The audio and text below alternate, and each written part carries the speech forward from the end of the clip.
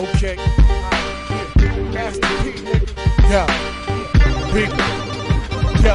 Ahead of my time. Y'all niggas to the left of my nine. Bust a shot, hit the cop, and that's a federal crime. But before I go to jail and do the federal time, eat my wife's pussy, incredible edible dime. Patron said, buckets, you can do it again. Let the scat blow, fucking, now I'm losing the frame. Sean Price is the best around. Niggas Ray Charles with it, doing the damn mess around. I will back out the iron and press this clown. I will smack fire for lion and wet this clown. No joke, rock him all law. Fucking drive by me and I'ma pop at your car. Listen, push that crack, push that rap, good. When I push that lack, you look at that hood. Wanna know who the fuck I'm signed to? What difference do it make, bitch? Listen to the tape dick. Bitch, I give a fuck what you're thinking. Fuck your thoughts. I'm God, and bitch you now. Yeah, and bitch you now. Listen, I'll be that insane nigga from the psycho ward. Insane nigga from the psycho ward. Be that insane nigga from the psycho ward. Insane nigga, insane nigga. Be that insane nigga from the psycho ward. Insane nigga from the psycho ward. Be that insane nigga from the psycho ward. Insane nigga, insane. I'll be that insane nigga from the psycho ward. Insane nigga from the psycho ward. Be that insane nigga from the psycho ward. Insane nigga, insane nigga. Be that insane nigga from the psycho ward. Insane nigga from the psycho ward. Be that insane nigga from the psycho ward. Insane nigga, insane nigga.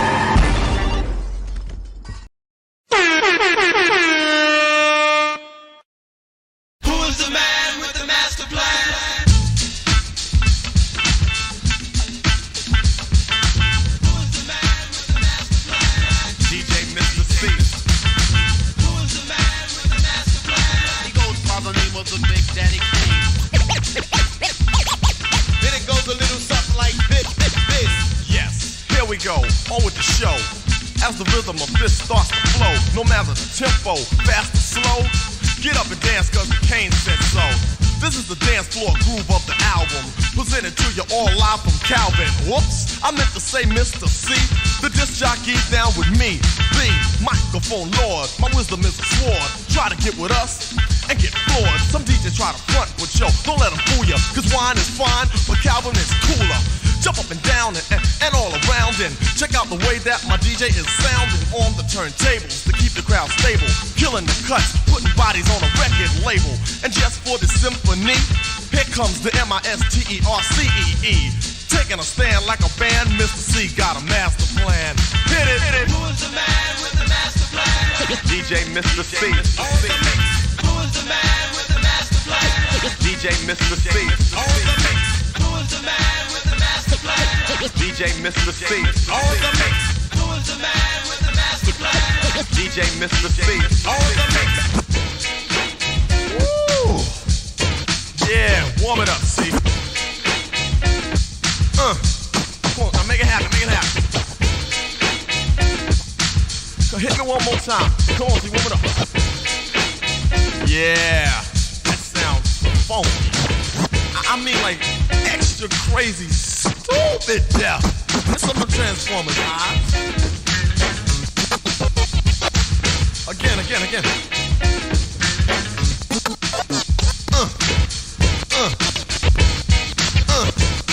Now yo, tell yourself cause Getting ready. Getting ready. Let go. Getting ready. Getting ready.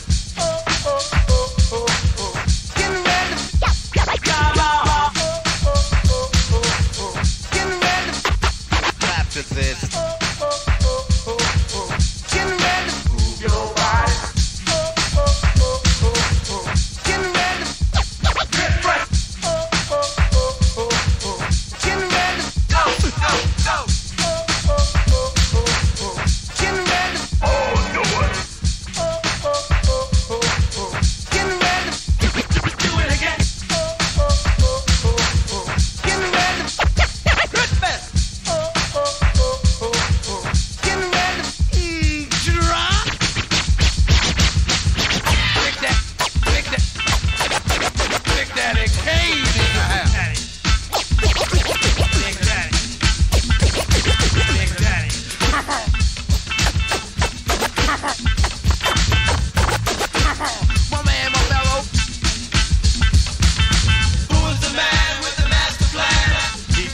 Mr. C.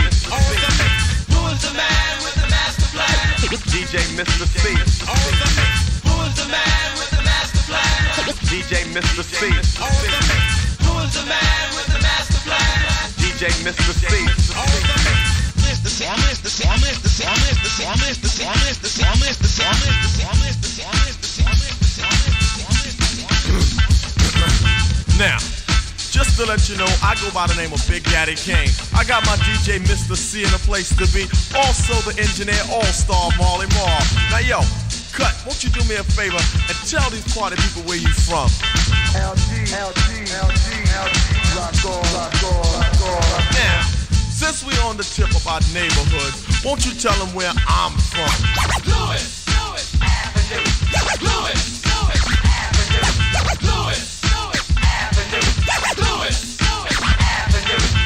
Okay, now I got a brother by the name of Mad Money Murph.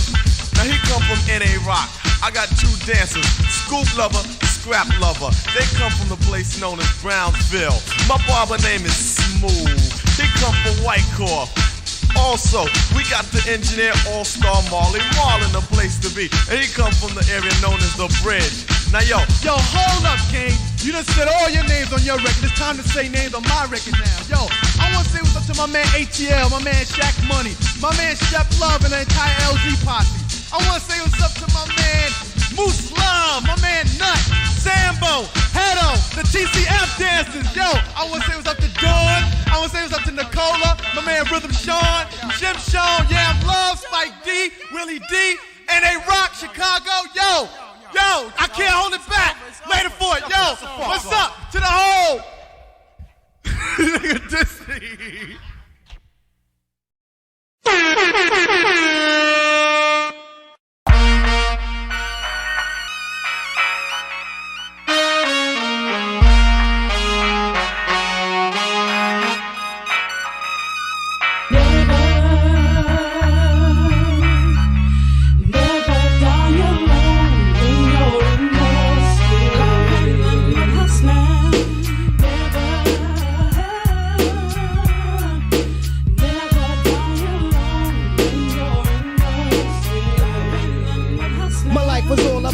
And down, plenty of chances, plenty romances that fell apart from the start, breaking the brother's heart. To top it off, we had to struggle to make ends meet, and for us to eat, my father had to hit the street. Me and my brother used to hang with the same crew that was in the game too, sticking herbs that came through. 12 and 13, seeing fiends fiend for little white rocks, watching them pass capsules for cream. Amazed as I stood in the days, then watch people with poor hygiene act the fool for the rock. They say curiosity killed the cat, but in my case, curiosity for selling crack made my pockets fat. Everything started to change. Nobody had to struggle for nothing, cause Little Smooth made a power move. My mother never wanted me to go that route, but if I ain't go the fast route, then we was ass out.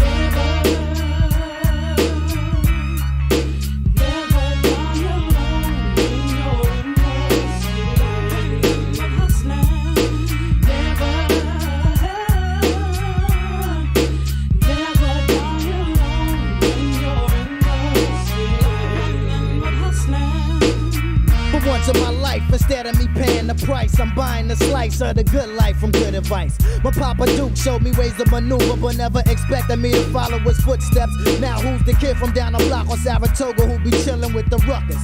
Next to the country kitchen in front of that building. Type dark skin, for those who never saw me, claim they wanted to see me dead cause I was moving on their territory. But who's to say I was promised today anyway? So hey, I do what I gotta to get a play. I walk the streets with artillery, cause brothers be ill and say it's the mentality, reality side that keep them grilling me. Old folks would talk but never speak without shown, so I play my crew close to get insights on the unknown. Who knows when I'ma be the next one to catch one? Facts are hard to accept from street life protection.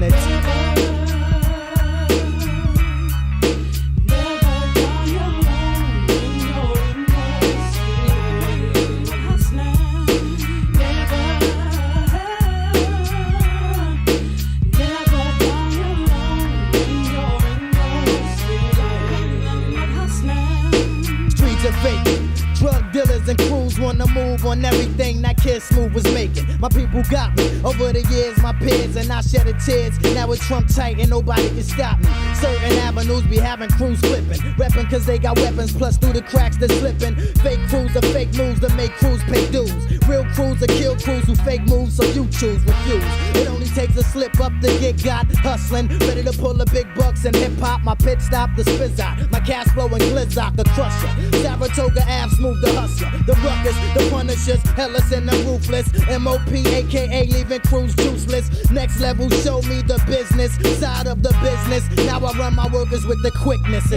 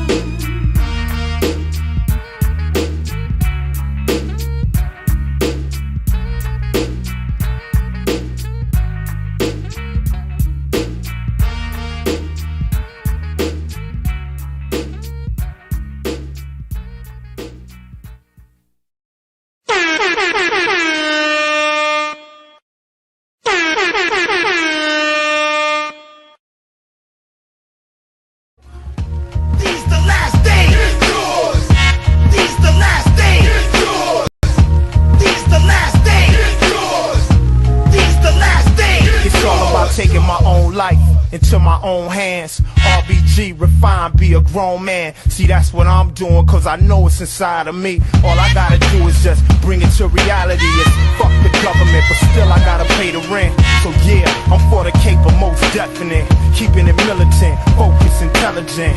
Pimping the system is basic common sense. It's still fuck the bid.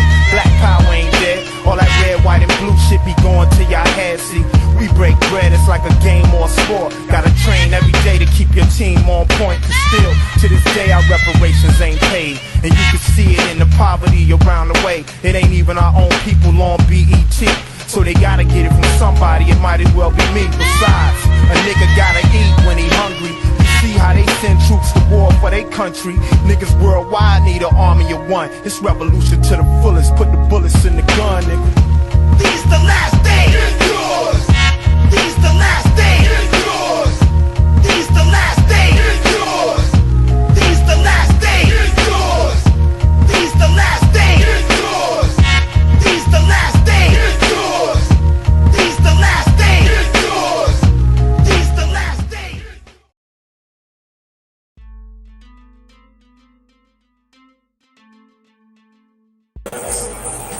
Alright.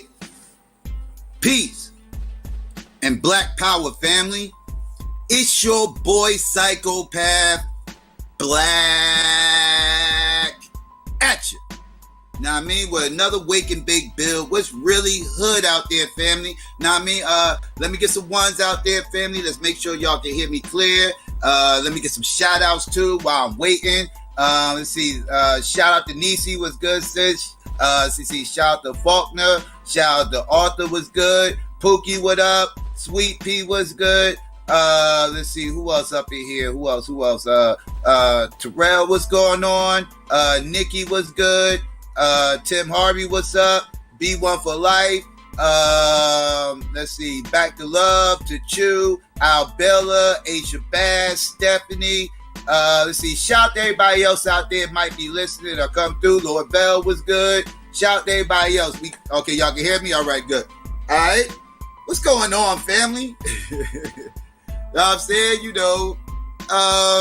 Yeah, y'all see the title, know what I'm saying? I really wasn't going to touch on this too much, you know what I'm saying? Because, just in case y'all didn't know, I guess I'll go ahead and give y'all the skinny. Y'all should know this. I don't think I'm talking about motherfuckers who ain't up on what the fuck is going on in pop culture, but I'll go ahead and do it for the, for the new people in the back. You know what I mean? Well, family, we got Mr. C, somebody who's, you could call him a hip hop icon to a certain degree. He has a place in the history of hip hop. We can get into all that. You know what I'm saying? Actually, I'll get into it a little bit right now. For those who don't know, Mr. C started off as a DJ out in Brooklyn. You know what I mean? Got down with his claim to fame. A lot of people, I don't know why people automatically associate Mr. C with Biggie, but no, I'll get into that too. But Mr. C started off, and his claim to fame was being the DJ of Big Daddy Kane, right? He was a famous DJ for Big Daddy Kane, and Big Daddy Kane was, at the time, in the late 80s, early 90s, was a huge hip hop star, right? Like he was high caliber MC at the time. He was a part of the change, right? He was a part of the flip. What I like to consider the era when lyricism started becoming a focal point in hip hop, right? Like when it became less about moving the crowd and more about getting the oohs and ahs off your bars, right? He kind of was Big Daddy was a part of that, right? So we talking like around 88, we talking like around 87, 88, 89, 90, 91, 92, right? Big Daddy was on top of his game. And Mr. C was his motherfucking DJ, right? Famous DJ of his.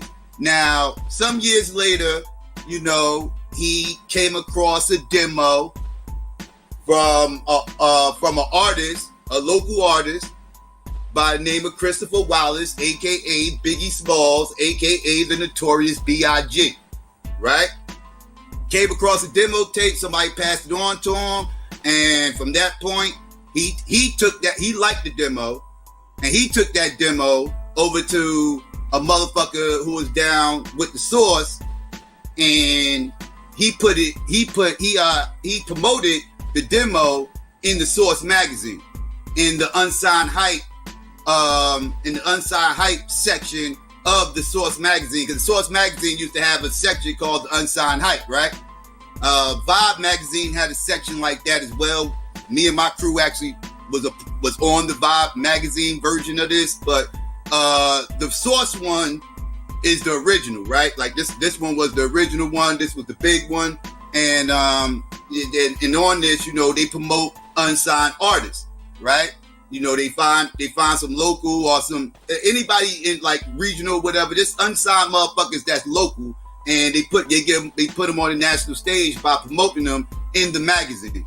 This is what the Source magazine used to do, right? Now, they did this with Biggie's demo, and Puffy, who was with Uptown Records at the time, caught wind of the, read the article, listened to the demo. He knew the motherfucker from the Source magazine, so he hit him up and was like, "Can you set up a meeting between me and this Biggie Smalls dude that you promoting up in your shit?" And the rest is history, right? But Biggie and Mr. C wasn't like that closely linked, right? Like Mr. C was kind of just the middleman, from Biggie getting his demo to him being signed to Puffy, right? He kind of was just the middleman. But for some strange reason, when people think of Mr. C, they immediately go to Biggie Smalls instead of Big Daddy Kane, which I guess it depends on your age group, how you remember Mr. C. But anyways, I don't want to harp on that too much. But Mr. C, right? Later on in life, right? Mr. C kind of exposed himself, pause. But Mr. C exposed himself, again, pause, as, being, somebody who, was into some pretty strange things. Let's just say that. You know what I mean? He it kind of came out, pause, but it kind of came out that, he was into, chicks with dicks, pause. but he liked chicks with dicks, which is, you know, ill, right? You know, like, but it came out because in 2011 he got caught with a transsexual. There you go, right here. This is him when he got arrested. This is him and the tranny that he got caught with, right? And this is back in 2011, right? Now this made news and everything else. Like, we talking 10 years ago, right? This shit made news like 10 years ago when it first happened. And everybody was blasting it, you know, blasting them and everything else, and was getting on them, clowning them, and, you know, whatever. You know, dragging them, so to speak, right? So, again, this happened in 2011. 10 years ago. Then, in 2013,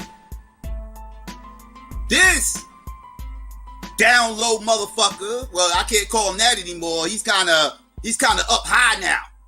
He ain't down low. He's up high now. This up high ass Negro turned around and got caught again with the tranny. Because the first time he got caught, he tried to deny it, right?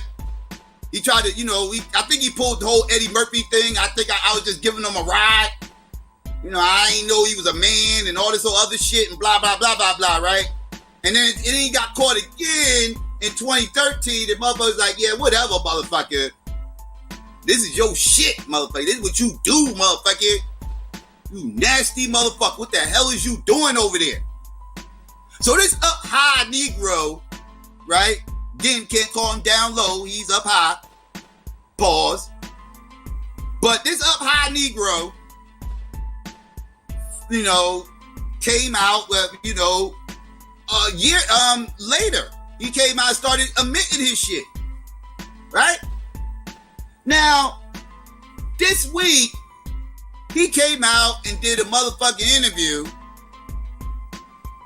that somehow or another, like, before I even get into the interview, because I'm going to get into that interview, he did an interview because a Biggie Smalls documentary just dropped not too long ago called I Got a Story to Tell.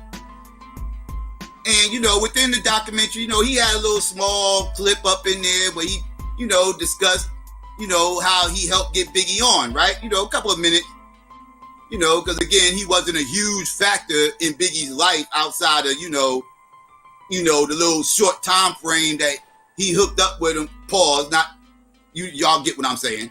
You know what I mean? That he helped get him on and shit, everything else, you know, through third party or whatever. But he wasn't really tight with Biggie like that. But pause. I keep saying that shit. but you know, like, but they showed them in the clip, everything else. So now he's running around and he's trying to ride the Biggie wave, you know, and trying to get himself relevant and back in, you know, the social consciousness, you know, that he's here. You know, he's still breathing and whatever, and he used this as his time to try to shine, right? So he does this interview with fucking Mano and his little podcast or whatever. I think it's called Kitchen Talk. Weird title of a podcast for a dude, but whatever. You know, it's a podcast called Kitchen Talk, and you know, he started. We gonna get into all that. You know, matter of fact, I'll go ahead and break the shit down now since I got on. Let's get on this whole thing. Give me 1 second. I'll get on it right now since. Give me 1 second. I'm coming, family. Okay. All right. Give me 1 second. I'm coming, family. We're going to discuss this real quick. Let me, okay. All right, we're going to get into this real quick, family. We're going to listen to some of this, and then we're going to break this shit down. All right, family, because y'all already know. Yeah. So let's get into it, shall we?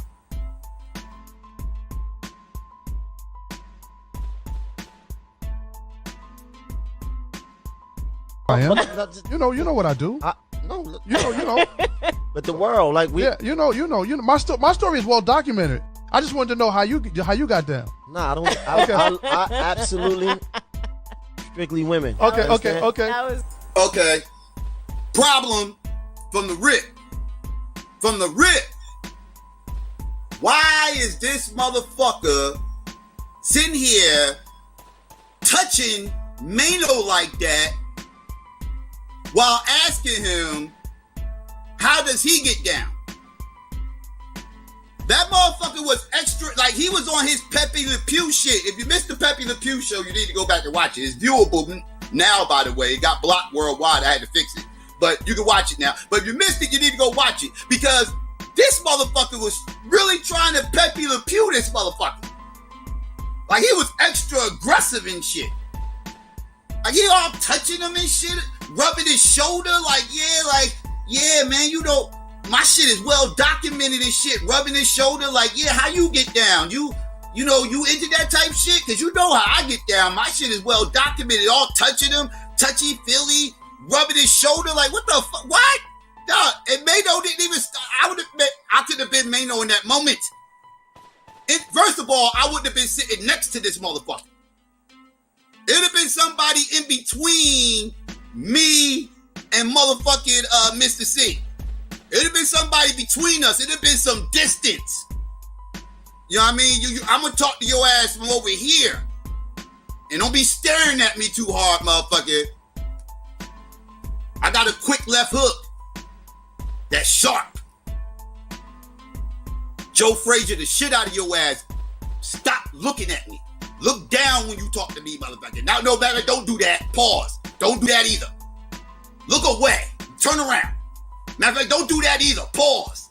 Just don't even come on my fucking show. How about that? Stay the fuck off my show. I couldn't even have this motherfucker on my show.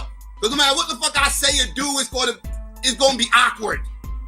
I can't do this.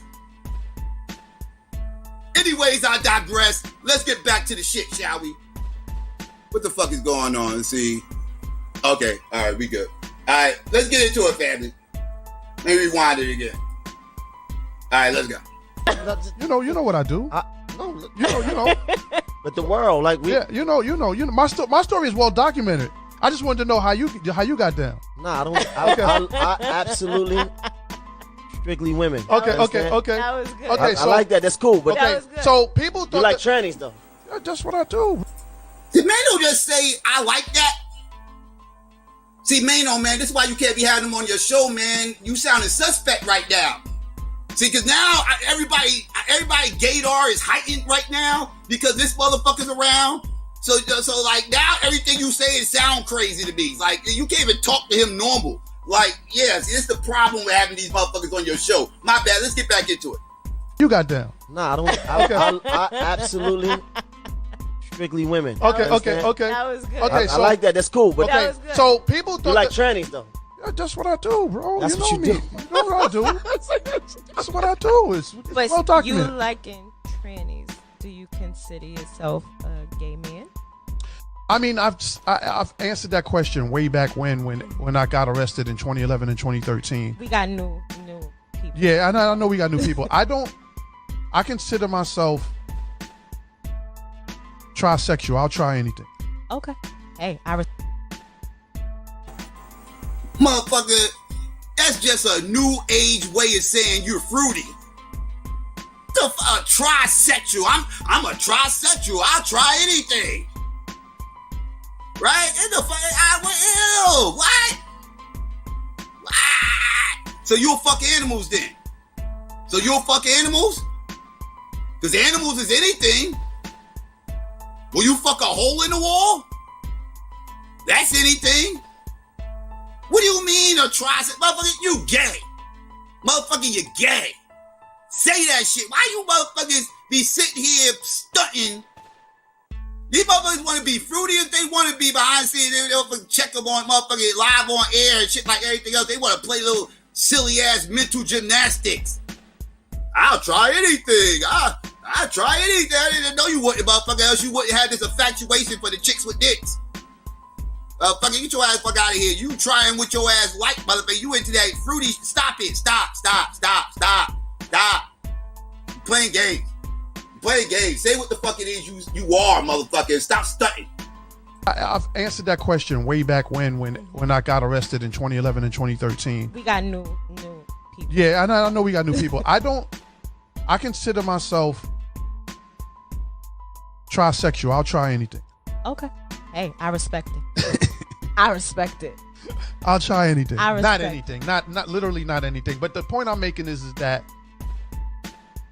the only thing I've done with transsexuals is that I got top head from a transsexual. I've never had sex. I never penetrated. Never hit a nigga. No. Okay, this is extremely disturbing and awkward to listen to. But I'm sorry, I gotta call bullshit. I am totally This is stop. This motherfucker said he only got top from some motherfucking butt boys. Okay, if you one of these Negroes that you only want just some this that you just like head and all that, then why is it always with trannies? Why can't you get some head from a woman? If it ain't about fucking, and you ain't pause, but you ain't doing nasty things with these dudes, poking things in weird areas where it shouldn't be poked. If you ain't into that type shit, then why do you keep messing with dudes specifically? Why are you saying your preference is grown ass fucking men in drag? Why not just have a real woman who is not in drag, who is actually being a real woman and actually getting some head from her? Wow! Shocker! Maybe he didn't understand that this was an actual option. Motherfucker, you're gay. You're gay. And you fucking these dudes. You lying motherfucker. Stop. Oh, I only got head and all that. Stop. And that still makes you gay. I don't give a fuck if it was true, you still gay. Even if it was true, and I don't believe it is. But if it was true, you're still gay. I don't give a fuck how you try to spin it. Oh, just because I got head don't mean I'm gay. I done heard weirdo ass fruitcakes trying to make that argument stop. You're gay. I don't give a fuck. You nasty motherfuckers. If you're exchanging male saliva with another male, you're gay. You fucking fruitcake. I don't give a fuck how the saliva is fucking exchanged. You're disgusting. You nasty motherfuckers. Let's get back into it. Bring you around a little bit. There we go. Not literally not anything, but the point I'm making is that the only thing I've done with transsexuals is that I got top head from a transsexual. I've never had sex. I never penetrated. Never hit a nigga. No. You never hit a nigga. Never. No. You never hit a nigga. No. Okay. Not one time. No. Never in my life. Never had sexual intercourse with a transsexual. What is it like? What is the thing with transsexuals? Like, because it's a man, so it's like because there's footage, right? Where it's like this dude tapes you, right? Right. And y'all like haggling over the prices of head, right? So it's like. Well, let me correct you. Right. It wasn't a dude that taped me. Right. It was a transsexual woman. Okay, it's a transsexual. I don't want them to get at you. Oh my fucking goodness. Is he? Oh my goodness. You can tell, see, he this motherfucker got trans philosophy and all this shit. You hear him philosophizing this shit? This motherfucker like, wait. Please don't misgender this motherfucker. Right? That wasn't a grown man who taped me. That was actually a transgender woman. I don't want you to get in trouble with the alphabet boys. Let's not misgender this motherfucker.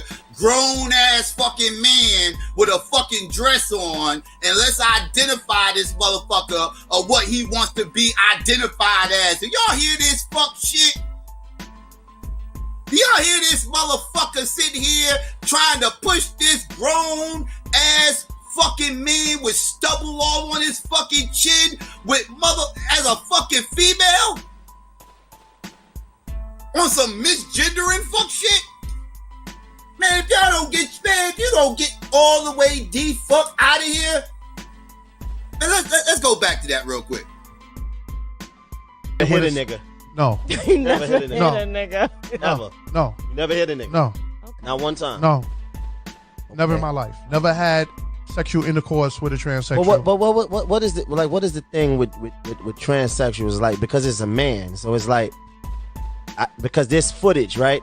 Where it's like this dude tapes you, right? Right. And y'all like haggling over the prices of head, right? So it's like. Well, let me correct you. Right. It wasn't a dude that taped me.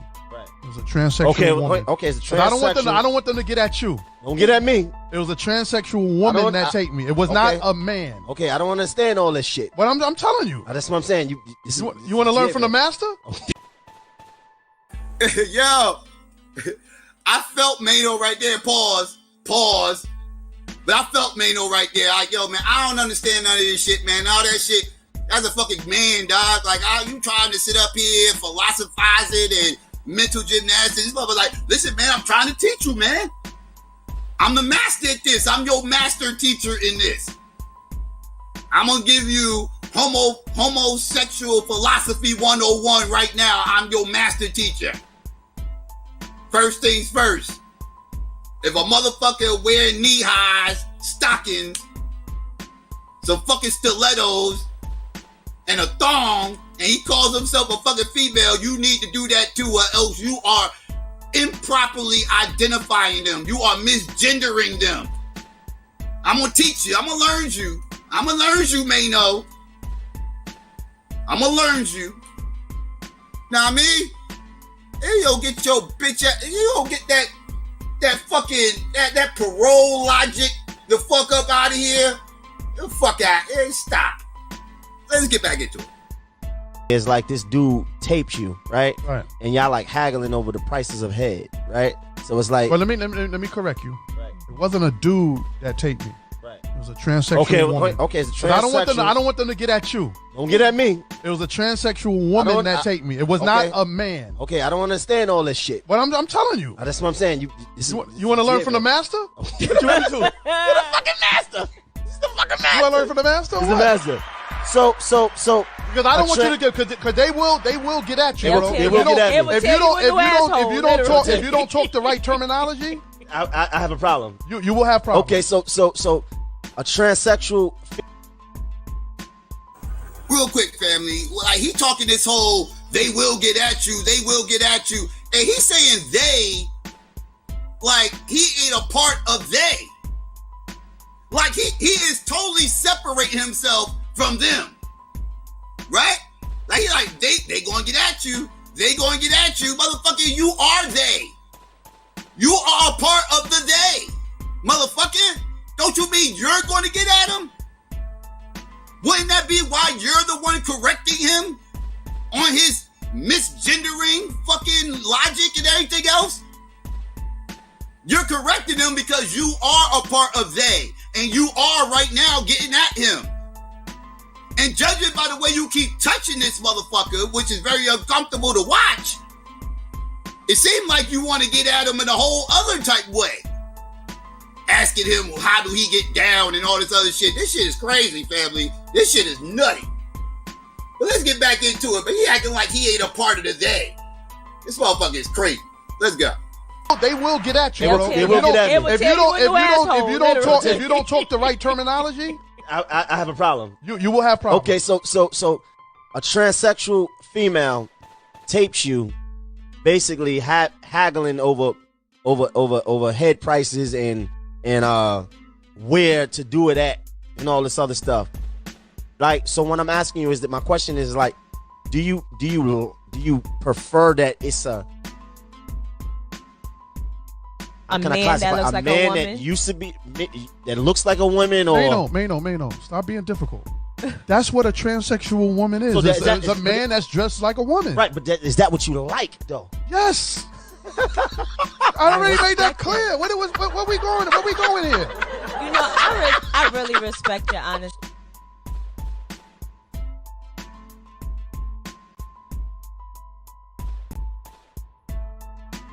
All right, family. Fuck me. So there you go, man. Y'all pause. Y'all got the motherfucking. Y'all got to hear this fuck shit. Pause for yourself, right? This shit is all madness. I don't know why motherfuckers is sitting like, oh fuck. Again, I don't want to interview that bad, right? Like this is like, I come from the interview game, right? Like, and there was just certain interviews I just wasn't interested in doing. I'm just gonna keep it a buck, and this would be one of them. I would not be interested in interviewing fucking Mr. C because the conversation is going to get to that. And I don't want to talk about that, especially with him. I'm cool. Like, this is crazy. But somehow or another, this motherfucker again done found the way to make this whole Biggie shit, because you know March 9th just passed, and that was the marking of the death of Biggie Smalls. He died 24 years ago on that day. And yeah, you know, so, you know, the documentary came out. So, you know, he figured he gonna try to ride this wave. Because I'm like, he been copped out to this shit. Like, I don't even understand why people are going crazy about this now when this ain't nothing new. Again, he got caught with that first tranny. That was 10 years ago. In 2011. Then he got caught in 2013. Which was 8 years ago. Why is this big news now? Like, this ain't no secret. You know what I mean? He's even done multiple videos talking about this shit. Copping out the shit. This ain't even like this is new to him copping out the shit. He's been talking about all this crazy shit, man. Let's get into it real quick. You see, some of y'all are just now seeing how generous of a person that Jay-Z is. Coming to the aid of people like 21 Savage, coming to the aid of people like Meek Mill. But Jay-Z been doing this for years. I'm going to tell y'all a story that I never told anybody. When I got arrested in 2011, my story is well documented. A lot of promoters canceled some of my bookings. A lot of promoters stopped booking me at that time because of the reason of why I got arrested. So I called Jay-Z up, emailed them, and said I need a little bit of bread to hold me down because, you know, these bookings are slowing up. I never told Jay-Z how much money I wanted. I met up with him. I met up with his driver, which is my old friend Romero, and he had an envelope for me for $5,000. That's just the type of person Jay-Z is. So don't be surprised when he comes to the aid of 21 Savage and Meek Mill. Hov been doing that for years, and I'm a true testament of that. Salute to Hov.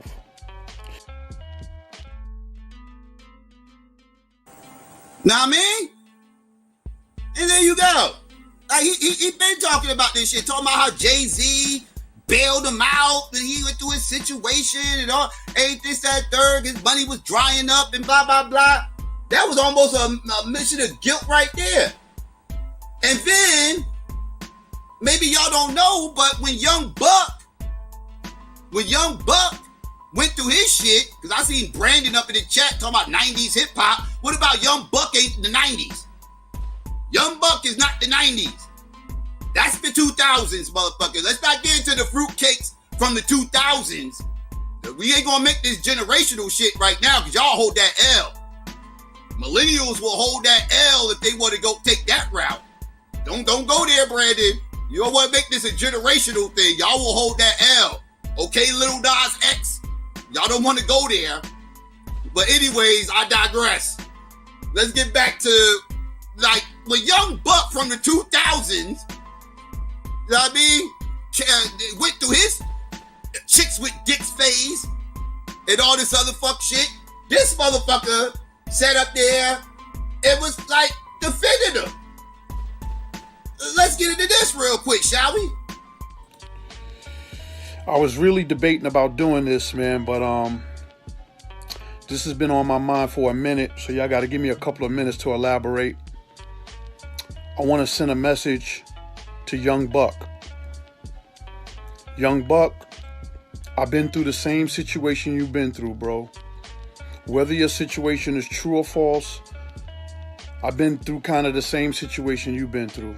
Got arrested back in 2011 for some illegal activity of being involved with a man. Got arrested again in 2013 for the same activity. Now, you didn't get arrested or whatever the case is. Your situation is different, but it's still involving a transsexual woman. But what I want to tell you, young buck, is, man, whether your situation is true or not, that's not what I'm here for. I'm here to kind of give you a little bit of guidance of what I think you need to do. Because when I went through my situation back in 2011 and 2013, I had a lot of people giving me advice, but I didn't have nobody that went through what I went through giving me advice. So it was very difficult to try to get advice from somebody trying to tell me what to do when they're not going through what I was going through. So being that I went through what you went through, I want to give you some advice. First and foremost, bro, don't block your Instagram. Your Instagram wasn't blocked before. Don't block the Instagram. Now, everybody deals with trials and tribulations differently. I'm telling you, don't block your Instagram. You had an open page before everything went down. Don't block the Instagram. When I went through everything, I never blocked my Instagram. I let the comments come through. Whatever people wanted to say about me, good, bad, and ugly, I let the comments come through. If it got too outrageous where somebody said something super disrespectful, of course they got blocked. But I never blocked my Instagram. I stood tall through all the adversity, good, bad, and ugly. So don't block the Instagram. And whether this situation with you is true, deal with it in your own way. Like I said earlier, I had people at that time when I went through what I went through in 2011 and 2013 trying to tell me what to do. But I had to deal with it in my own way. When I was finally ready to tell the truth about myself and who I am and my activities as a man, what I was doing in 2013, when I had to tell the truth, that was me being ready to do so. So there's going to be so many people that's going to come at you to try to tell you different things. Do things at your own pace.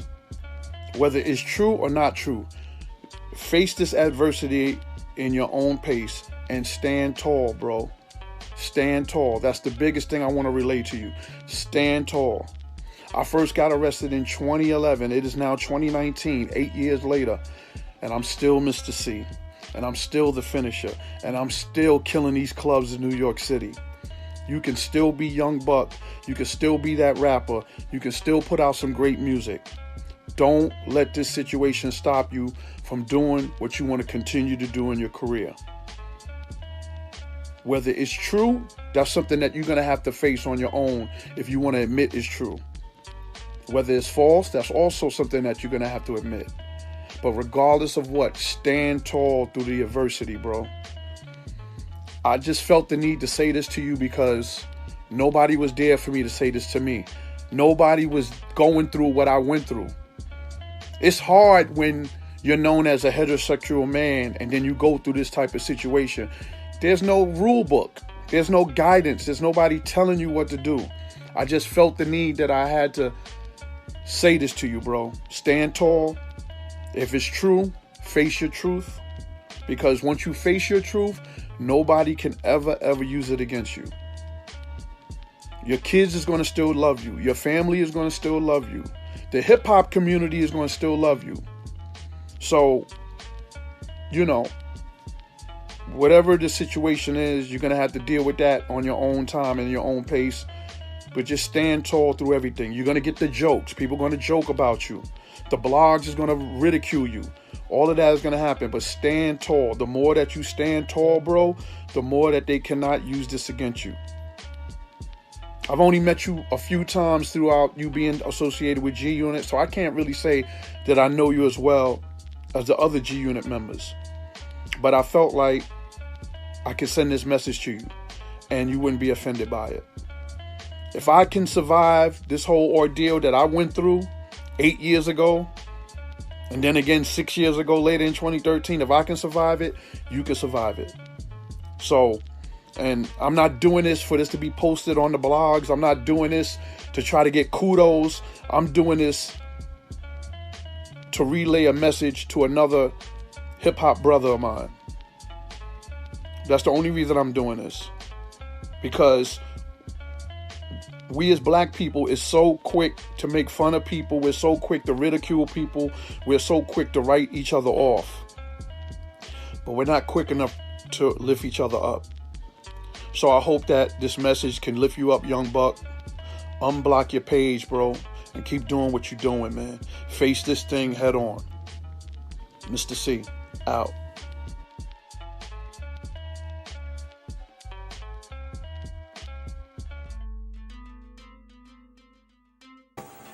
And there y'all go, family. Y'all got to hear him caping for motherfucking Young Buck, feeling bad for him because Young Buck went through a situation that he's familiar with. You know what I'm saying? And yeah, man, you know, this whole shit is sickening and disturbing. But like I said, I was showing all that to show y'all this ain't no new shit with Mr. C. Like, this ain't no new shit. Like, everybody already knew all this. Like, this is like, okay. You know, like, how, this is a story how? Like, how didn't y'all didn't know this already? Like, you know, sometimes it blows my mind when shit blow up and become a story that should have already been known. That shit always fucks me up, right? But, you know, again, this shit is all because of the, you know, all the attention that's being shined on Biggie right now over the last week or two, right? Now, that being said, let's get into the second part of what I want to talk about. We hang tight, family, because it's gonna be interesting. I'm gonna need y'all help with some of this next part. But before I receive y'all assistance, you know, because I got a little interesting experiment I want to do, and I'm gonna need y'all help. But before that, I want to talk about, you know, this whole idea about, you know, Biggie and Mr. C, you know, association and everything else. And I already explained how Mr. C and Biggie wasn't really tight like that. You know, they ain't never hustled on the block together. They ain't grow up together. None of that shit. You know, he met him through third party. And then he used that connection to meet up with Puffy, and he was the middleman. But this brought up people starting to question Biggie. I've heard people questioning Biggie after all this. You know, people talking about, oh, well, you know, what was Biggie gay? Because, you know, him and Biggie was this, and Biggie that, and Biggie. I'm like, okay, well, I guess now anybody that's associated with Mr. C is somehow another gay, right? Now, it fucks me up because I never once heard motherfuckers asking whether or not Big Daddy Kane was gay when him and Big Daddy was actually the cool motherfuckers. When it was him and Big Daddy Kane that was on tour all the time with each other, traveled with each other, made actual songs with each other, albums with each other, rehearsals with each other, late night in the studio with each other. That's who Mr. C was closely associated with, not Biggie like that. Right? Right. Because he's only known for being the middleman with Biggie, but with Big Daddy, you actually see him on stage with that motherfucker. You can't find me no footage with Mr. C and Biggie on stage with each other. Right? But nobody questions Big Daddy Kane, right? Now, then people start to bring up these questionable lyrics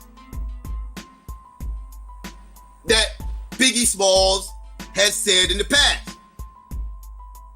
Now, I will admit, Biggie has said some things in the past that I wouldn't say. Let's just say that. And we're going to get into that right now, family. We're going to get into it. Let's get into the whole controversy about some of these Biggie Smalls lyrics, right? One, you know, and the most infamous lyric, you know, would be, you know, the whole "Me and My Bitch" song, because this is the motherfucking that is the lyrics that people like to bring up when questioning Biggie, because you know they like to bring up, you know, lip bars that motherfuckers done said that prove that they was quote unquote gay. And they like to bring up the whole line from the "Me and My Bitch" thing. You know, when he said, you look so good, I'll suck on your daddy's dick. Which is a very, very questionable motherfucking line. I would never say that shit, right? And a lot of people, like, you know, a lot of people bring this up, and a lot of people ask, you know, like, what the fuck? Why would Biggie say that unless he's gay? Why would he say, you look so good, I'll suck on your daddy dick unless he gay? He gay. That's gay as fuck, and blah, blah, blah, blah, blah. And I'm like, yeah, that is a questionable ass bar. But what a lot of people don't realize, or a lot of people don't know about said questionable bar, pause-worthy bar, extremely pause-worthy bar, what a lot of people don't know about that lyric, people think Biggie was sitting in the studio and created that line out of thin air, right? Like I got a clear blue sky, he just created that line like that out of his own thought processes, right? What a lot of people don't realize is Biggie actually was quoting an old Richard Pryor joke. Winos don't get drunk, right? Like everybody else, though, right? He was actually quoting an old Richard Pryor joke from the 1970s on one of Richard Pryor's old comedy albums from 1971 called "That Nigga's Crazy." And I'm going to go ahead and play it for y'all right now so y'all can see where Biggie actually got that line from and why Biggie thought that was a cool line to say. So let's get into it. When I signed, man, I was cleaning a broke dick dog too, baby. Saw a bitch was so fine. Woo! Shot volts through my heart, baby. Nigga, you wouldn't know a fine woman if you tripped over. This bitch was fine, but hey, man. Bitch was so fine, I wanted to suck her daddy's dick. Alright, let's bring it back one more time so y'all can hear it. This is from 1971, Richard Pryor. Let's go. Shot volts through my heart, baby. Nigga, you wouldn't know a fine woman if you tripped over. This bitch was fine, but hey, man. Bitch was so fine, I wanted to suck her daddy's dick. Alright. Now, I'm only playing that to show y'all that Biggie said that thinking it was a funny bar to say, right? It'll be some cool shit to say, shock factor and all this other shit, blah, blah, blah, blah, blah. Right? Now, mind you, that's a pause-worthy bar. I'm not saying it's not. All I'm saying is Biggie was quoting Richard Pryor and he thought that would be a funny line. What it ended up being, though, was a failed joke. Because me personally, I thought it was a failed joke when Richard Pryor said that motherfucking line. When Richard Pryor first said that line, I thought that was a bad joke then. But apparently Biggie didn't think it was a bad joke. And he thought it would be cool to put it in the song. Well, 20-something years later, people are now questioning his sexuality because of said failed joke. Right? Because I'm going to tell you, in 2021, I highly doubt if Biggie would have repeated those bars if he was writing that song today. Because back in the early 90s, it wasn't this heightened atmosphere of looking out for gay things and this, that, and the third. Like, saying pause after almost every fucking sentence wasn't a thing in the fucking 90s, right? The early 90s, I should say, right? Because in the early 90s, early to mid 90s, you know, people wasn't thinking about motherfuckers being gay. Like, motherfuckers wasn't, like, that shit wasn't, like, it wasn't, like, the gay culture back then wasn't what it is today, right? It wasn't, like, all in your face, and it seemed like you seeing gay people everywhere, and blah, blah, blah. No, these fuckers were still in the closet. You know, motherfuckers didn't talk about the shit. It was just, the atmosphere was completely different. And case in point, I saw an interview on Vlad TV where Lord Jamar was talking to Vlad, and they was talking about this very topic right here, the Biggie Smalls bar where, you know, you look so good, I suck on your daddy dick, blah, blah, blah, right? And Lord Jamar was saying, you know, like, you know, back then in the 90s, people really wasn't hyper-focused on certain things and everything else. And then Vlad called out Jamar for saying some questionable bars. And Jamar was like, fuck you talking about? What questionable bars I ever spit? And then DJ Vlad said some shit, and we about to get deep into this, family. Hold tight, because we're getting close to where I'm gonna need y'all assistance, right? Now, Vlad said to Jamar that, okay, you said some shit about something about I'll digging a nigga ass, this, that, and the third, right? No, he said something about dick in a nigga ass, blah, blah, blah, blah, blah. And Lord Jamar was like, I never said dick in the ass. He said, I said I will dig in the motherfucking ass. Right? Now, mind you, in 2021, you would probably have to say pause after a line like that, right? I'll dig in this nigga ass. You probably have to say pause after a line in 2021 saying that, right? But back in the early 90s, that was actually a term that was used just to say, I'm about to tear this motherfucker ass up, pause. Again, something else people used to say that didn't had to say pause afterwards. But I'm gonna tear this motherfucker ass up. I'm gonna beat him down, whatever the case may be. I'm about to dig in his ass, right? Like, but it had no sexual connotations to it. It was all about, you know, I'm gonna tear his ass up on the microphone, right? Like, this is pretty much what he was saying, and that's what it meant, right? Now, Vlad, not being from the hood, being a European, not from the hood, he thought that he said dick in the ass and not digging this nigga ass, right? Which are two completely different, you know, connotations, right? It ain't the same shit, right? So, at the end of the day, a lot of time, like another case in point real quick before I get to what I need y'all help with. Like, again, just to show y'all what the times was like back then opposed to now, back in the early 90s, it was actually cool for Negroes to run around and tell another Negro to suck his dick. That was actually cool to say in the fucking 90s. Telling other grown-ass men to suck. Some motherfuckers still think it's cool to say that shit. I still see Negroes running around here thinking that shit cool to fucking say.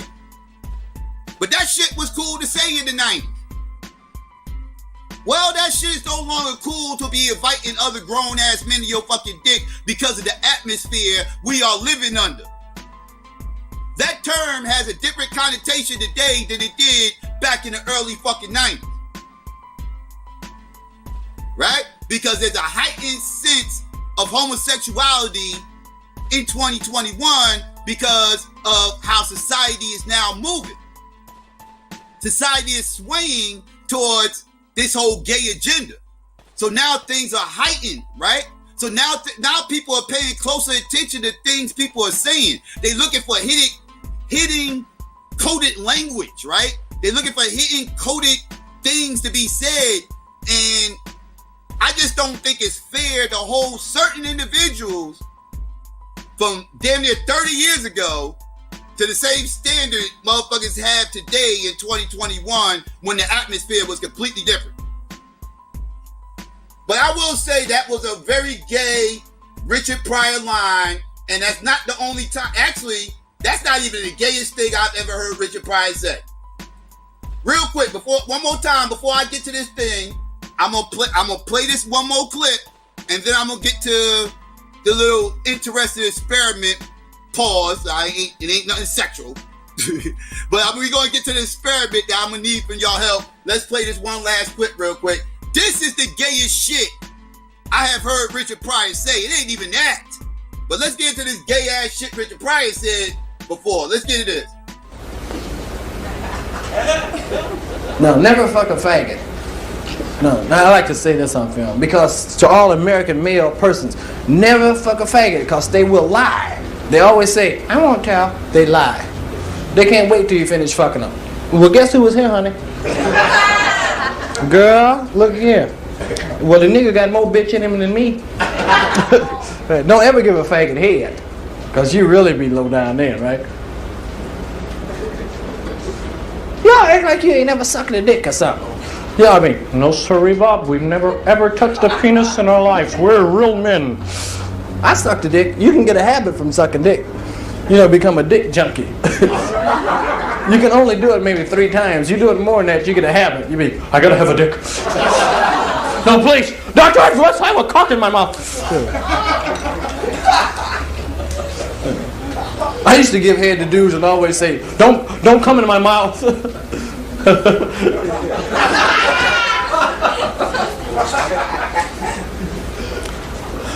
My Father who art in heaven. No buts about it. Fuck it.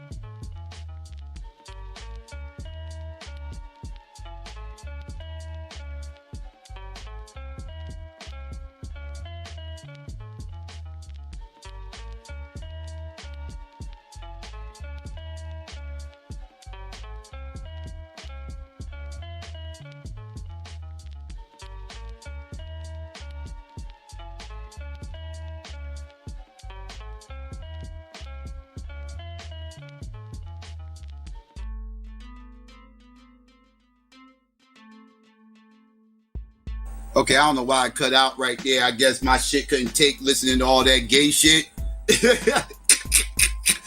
I guess my shit couldn't take listening to all that gay shit. It just muted it. My shit was like, no, pause, bruh. Pause. Enough of this shit. Pause. My shit just muted the video. My shit couldn't take listening to that shit no more. I was like, all right, enough of this shit. They get the point, psycho. They get the fucking point. Enough. Yo, that shit. I don't know what the fuck just happened right there. That shit was crazy. Yeah, I know. I got it. That shit is crazy. But yeah. All right, family. All right. You know what? But y'all heard that gay ass shit for yourselves. Shit's disgusting. Like Richard was. Yeah, Richard. OJ is correct. Richard was just about openly gay. This shit. He said a lot of gay ass shit. Richard said a lot of gay ass shit. So, Richard, and it's very documented as some of his gay escapade. And it's very hard to question whether or not these things are real. And he was cool as fuck with Paul Mooney we all know Paul Mooney. Yeah. You know, Paul, yeah. Like, you know, yeah. You know what I mean? So we already, and like somebody mentioned in the chat, you know that little roast they did. I forgot what year it was. It was in the 70s, like the mid 70s, with his show, the Richard Pryor show. They ended up doing a roast on that. And he said some very gay shit on that as well. We done whole streams discussing Richard Pryor's homosexual activities when his son came out and everything else, you know, but yeah. So, but yeah, family, let's get ready to get into it.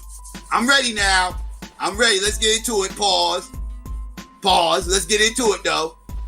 I need y'all help, family, because right now, what we having right here is, again, I think certain people who are not from the hood or understand hood language is taking certain bars and spinning shit, and I need y'all help to see if I'm tripping, right? Now, I'm about to start quoting some bars from random MCs. I'm not even gonna say their name at first. Some y'all might know these. Y'all might know the bars when I say it. Y'all might know who they come from. Y'all might not know who these bars come from. But that's irrelevant because I just want to know, are these bars questionable to you? And then after I get y'all answer, I will tell y'all who the bars are from and, you know, X, Y, Z. All right? So now, this is how we gonna do it. After I spit the bars, y'all going to give me a 1 if the bars are, you know, if people are, you know, if the bars are not pause worthy and taken out of context, and give me a 2 if they are pause worthy and you think this motherfucker was making homosexual references, right? So 1 for not gay, 2 for gay. All right, I hope everybody understand. We're gonna go 1 for not gay, 2 for gay. All right? All right, let's get into it. And we're gonna start with this one right here. All right, baby boy, go hire a squadron. My crib got more poles than a fire department.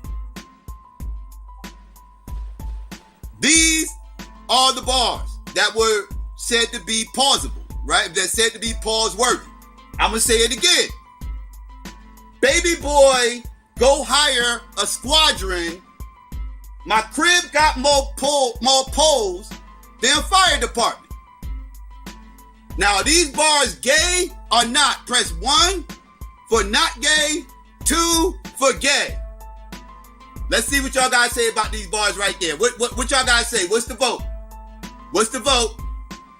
Let's see. I know I'm on delay, so I'm gonna wait a second. But what's the vote? I'm gonna say it one more time. Baby boy, go hire a squadron. My crib got more poles than a fire department. Okay. Nikki saying it's gay. Okay. Anybody else? Nikki the only one voting? I know Nikki ain't the only one voting over here. What's going on? Okay, all right. Big Game said they're not gay. Okay. Y'all seem a little confused over here. All right, here we go. The vote's coming in. All right. Al Bella says no. Channel Zero says no. Let's see. AC Star says no. Bonafide no. Bitcoin no. Okay, no. Okay, Aaron says 2. Okay, I got another 2 over here. I got a few 2s. I got another 2. Okay, I got some 1s. All right. Sound like Cam. Yes. Yes, Big Game James is right. That was actually a Cameron lyric from Cookies and Apple Juice. Now, I'm going to give y'all the proper context of this, right? He said, baby boy, go hire a squadron. He was talking about a bunch of women. And he said his crib got more poles than a fire department. He was talking about strip poles. He was talking about stripper poles. And he was telling this man to go get some chicks and bring them over because he got more poles in his crib than a fire department, right?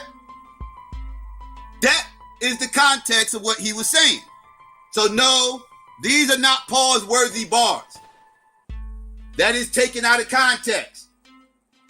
But that is written down as pause-worthy. All right, now, let's get to the next set of bars. Right? Now, next set of bars is, I should have blown this mic like I said I might. I got the force of 20 men like a Jedi Knight. Let's say that again. I should have blown this mic like I said I might. I got more force. I got the force of 20 men like a Jedi Knight. 1 for not gay, 2 for gay. I'm gonna go one more again. I should have blown this mic like I said I might. I got the force of 20 men like a Jedi Knight. Okay, let's hear it. Let's get the responses. Was that gay or was that not gay? One for not gay, 2 for gay. 1 for not gay, 2 for gay. Okay, 1.5. All right, let's see. All right, let's see the votes.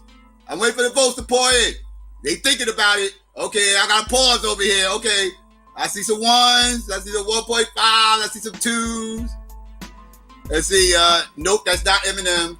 Let's see. 1.99. Not gay. 1. Sound sexual. Let's see. You got some 2s over here. Some people thinking it's gay. People leaning towards the gay side. Okay, wait. I got some 1s. I got some more 1s. Okay, 1.5. Okay, people a little bit, all right, a little bit split on this one. A little bit split. All right, well, okay. This is Kwame. Kwame, and the song is The Rhythm. Right? Now, I'm kind of with the 1.5 vote on this one. Now, because I know what he kind of meant, but it doesn't. But when he says blown this mic, he meant blow up the mic, right? That is what he was alluding to. Now, it sounds crazy because he didn't say blow, he said, I should have blown this mic like I said I might. Now, he meant blew it up, right? He meant blew it up because that was a term back in the late 80s and everything else. The motherfucker said he was going to blow up the microphone, right? That was a term. People was going to get on the mic and blow up the microphone, right? So he said, I should have blew this mic like I said I might. And he said, I got the force of 20 men like a Jedi Knight. Like he didn't mean actually blowing, it does sound crazy. It sounds crazy when you got your gaydar working on overdrive. It sounds crazy. But I know what he actually meant, and he meant blow up the microphone. That's what he was trying to say. It does come across crazy, but that's why I'm, whatever. But that was Kwame, and that was The Rhythm. Right? Now, let's see. Y'all gonna know exactly who this person is. Y'all gonna know exactly who this person is and exactly the song. But I still need y'all vote, right? Y'all ready? Okay, here it go. Dick sucking lips. Why don't you let the late great legend live? Veteran live, excuse me. Now y'all know where that's from. Y'all know who that is. Let's say it again. Dick sucking lips. Why don't you let the late great veteran live? 1 for not gay, 2 for gay. One more again.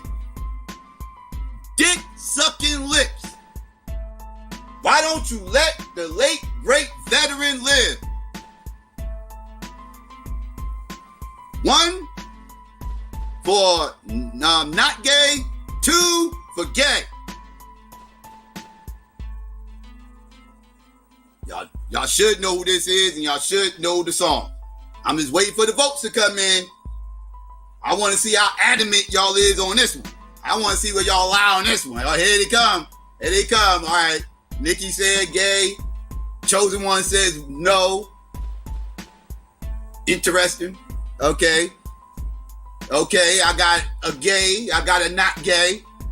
Oh, come on now. Come on. I knew this one to make y'all feel uncomfortable. I knew this one to make y'all feel uncomfortable. I was waiting for this one. All right, come on. Let's keep it going. Not gay, not gay, gay, not gay. Not gay. Not gay. I was waiting for y'all opinion on this one. Gay, not gay, not gay, not gay, not gay, not gay, not gay. I was waiting. Gay. Uh-huh. Yep, gay. Uh-huh. Not gay, gay. Uh-huh. Yeah. Yeah. I figured this would be a split. I figured this would be a split because a lot of people hold Nas near and dear to their fucking heart. But I'm gonna say this right here. If you are bitching about Biggie Smalls quoting a Richard Pryor line, whether it's pause worthy or not, if you are in the camp that was a gay line, and I won't kill you for saying that, you cannot in turn say Nas looking at Jay-Z's lips and thinking about his lips being wrapped around a dick is not gay. Then y'all being biased. Then y'all being biased and y'all not consistent. That shit is totally gay. That shit is totally gay. Totally gay. He looked at that grown ass motherfucking man's lips. It said he got dick sucking lips.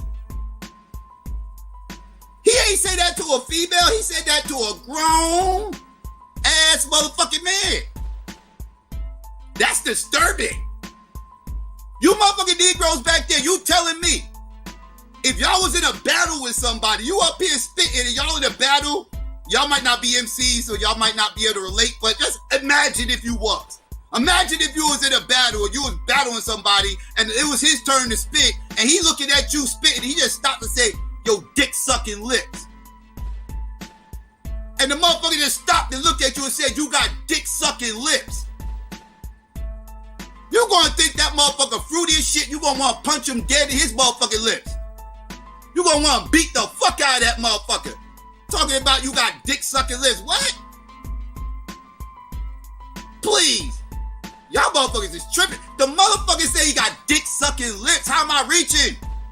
How was that reaching? He literally, you can't be more direct than telling the motherfucker he got dick sucking lips. That is not a reach. He said that. That wasn't a metaphor. That was not a metaphor. That was not a punchline. That was, he just said that. Where was the metaphor at?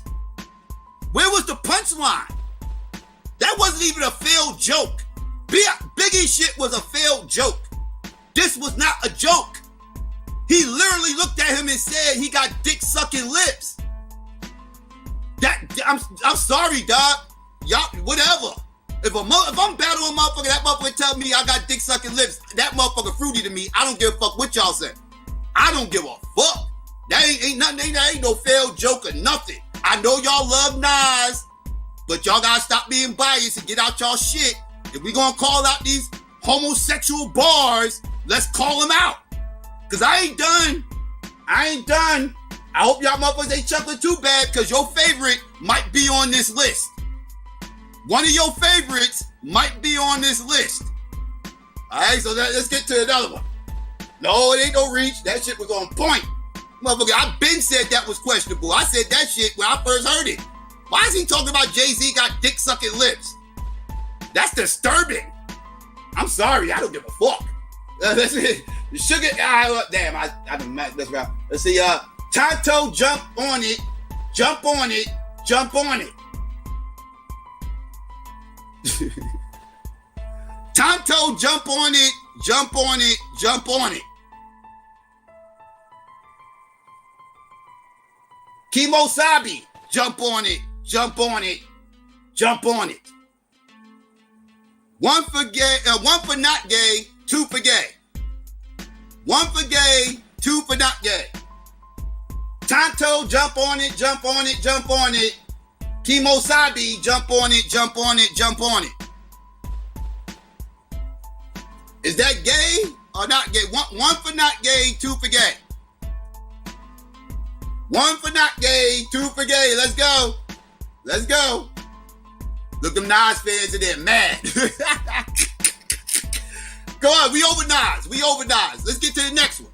Let's get to the next one. Because y'all ain't, I ain't triggered the motherfuckers yet. I can't wait to get to the one that's really going to trigger you motherfuckers. Because that ain't shit. Wait till I get to the one that really trigger you. Let's see. The Sugar Hill, God damn it. Well, I'm about to say, this is the Sugar Hill Gang, Apache. Right? The Apache song, Sugar Hill Gang. I just already spilled the beans. I might as well tell y'all who it is. But yes, the lyrics is, Tonto, jump on it, jump on it, jump on it. Kimosabi, jump on it, jump on it, jump on it. All right, I got some 2s, I got some 1s. I got some 2s. Let's see, not voting. Nobody, you don't want to vote no more. Just say 2s, what's the 2s? 1, 1.5, 2. 1.5, 2, 2, 2. All right. That's what's up. That's what's up. Now, this can be deemed very pause-worthy, right? This can be deemed very pause-worthy. I see why this lyrics is on the list. I see why this made the list, right? Like, yeah. I mean, you know, Tonto's a fucking grown-ass fucking man, dog. Anytime I seen Tonto on the fucking Long Ranger, that's been a fucking grown-ass Native American man. Sometimes they had a Latino playing the motherfucker, whatever. But, you know, it's always a man and shit, right? Like, whatever. I'm going to go ahead and say 1.5. I'm going to give this one a 1.5. I'm iffy on that one. I don't know about that one. That came in the era where the village people was actually a thing. So, like, I don't know about that one. I'm iffy on that one. I'm going to say 1.5 for me. I was going to say 1.5. I don't know. I'm iffy on that one. All right, let's see. Okay. Y'all might know what this is, but the next bars are Young Juice Man, he a flamer. Right? Young Juice Man, he's a flamer. 1 for not gay, 2 for gay. Are these gay bars, yes or no? Yes or no?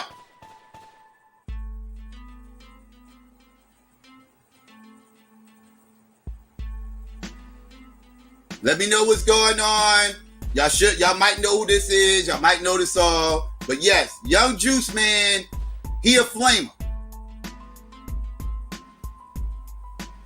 1 for not gay, 2 for gay. 1.5 really means 2. It kinda almost, yeah, you can say that. Because a hard 1 means no. 1.5, yeah, you leaning towards, yeah, that might be gay. Yeah, I feel you. 1 for not gay, 2 for gay. Okay, I got a gay. Okay, votes start to come in. All right, let's go on. Young Juice Man, he a flavor. Y'all want to vote on this one either, huh? Okay, I see what's going on. Y'all cool judging. Oh, y'all cool judging motherfuckers y'all don't know. All right, there we go. All right, not gay, not gay, gay, not gay, not gay, gay, not gay. All right, y'all know who that was. All right, let's see. That was OJ the Juice Man from Red Cafe's Hottest in the Hood remix. And I will go ahead and say, I see how this could be taken as looked at as being gay, because when you say it in that context, it sounds very gay.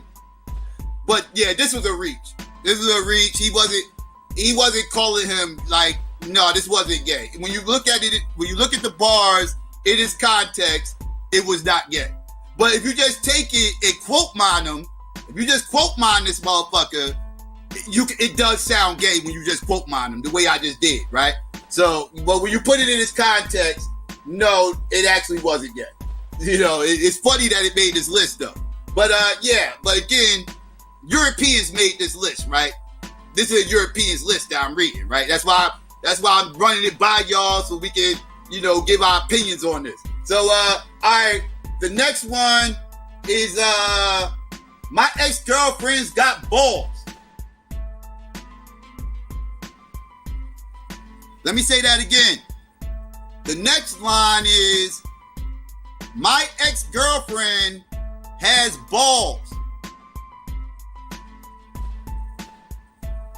Let me know if that's gay or not. 1, for not gay. 2, for gay as fuck. My girlfriend has balls. Let me know what y'all guys say, family.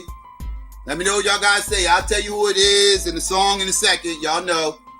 First, let me get the votes before I give up who it is, because I don't want no biases up in here. Y'all, people be biased and shit. They don't want to they don't want to vote on their favorites. So let's go. My ex-girlfriend's got balls. 1, for not gay. 2, for gay. Let's get the votes in. Let's go. Okay, 1. All right, we got not gay. We got gay, gay, not gay, not gay.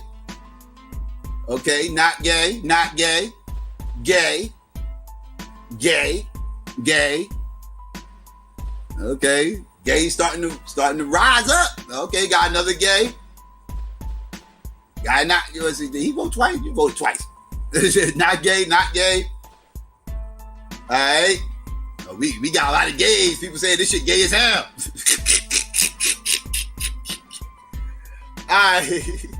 All right, let me get my final assessment on these bars, right? First of all, this was Guru, right? This is Guru, X to the next, right? The song is X to the next, and this is Guru. And no, when you look at these bars in context, no, these bars are not actually gay. What he was trying to say was his girl got heart, right? Because saying somebody got balls is another way of saying they got heart, right? They got heart, you know, she bought that life, you know what I mean? Ride or die type shit, you know what I mean? Bonnie to my Clyde, you know, that's what he was trying to say. Now, yeah, I understand why this shit makes the list, because, you know, it can easily be taken out of context and seem like something else, but in context, no, it's actually not gay. It's funny that it made the list, though. All right, now, let's get to the next bars. All right, y'all probably know these bars, and y'all probably gonna know who this person is. But I'm gonna say the bars, and I need y'all vote. All right. Look, you dead in the face. Now tell me how good does it taste? All right. Let's say it again. Look, you dead in the face. Now tell me how good does it taste? 1 for not gay, 2 for gay. I'll say the bars one more time. Y'all probably know them already. Look you dead in the face. Now tell me how good does it taste?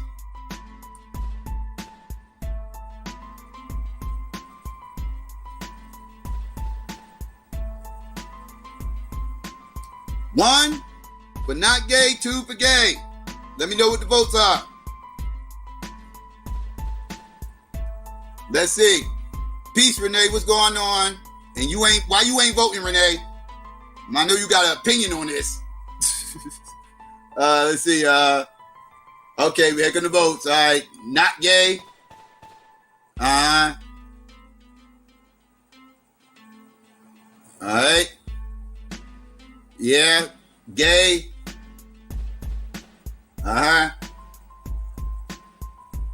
Gay. Anybody else? Not gay? No, gay. I'm getting twos. I'm getting a lot of twos. I ain't seeing no ones. Two. Okay. All right. Now, y'all should already know who these bars are from. I'm gonna go ahead and say it for the people that don't know. That was actually Rick Ross from the Hustlin' remix, right? And yeah, them bars gay as fuck. I'm gonna go ahead. Them bars are gay. I mean, look you dead in the face. Now tell me, how good does it taste? Like, how do you, like, what else could he be like? Yeah, them some gay ass bars. Them some gay ass bars. Like, yeah, that's gay. I don't even see how you could put that in any other context besides the gay ass shit that it sounds like. Okay, here comes another interesting one. Y'all gonna know who this is as well. Let's revisit this person. All right, y'all gonna know exactly who this is, but I'm gonna go ahead and say the bars. I'll fuck RuPaul before I fuck them ugly ass escape bitches.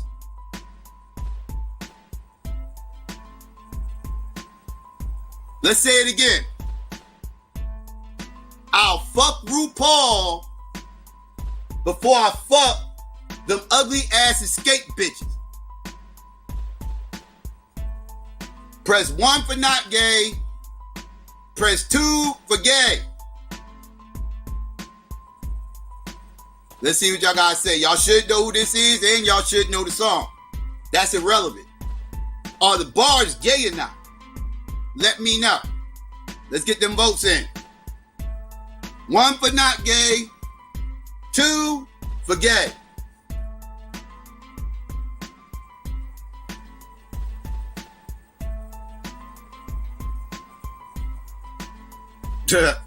That love stupid.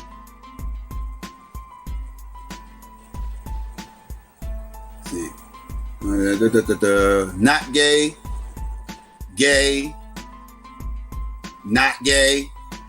Not gay. Not gay. Not gay. Not gay. Not gay. Not gay. Not gay. Not gay. See, not gay. Not gay. Not gay. Not gay. I got no, my bad. These are all gays. My bad. All I'm talking about. No, there's a lot of people saying gays. They could have not gays. My bad. I'm forgetting my shit. All right, wait, no. These are all gays at first.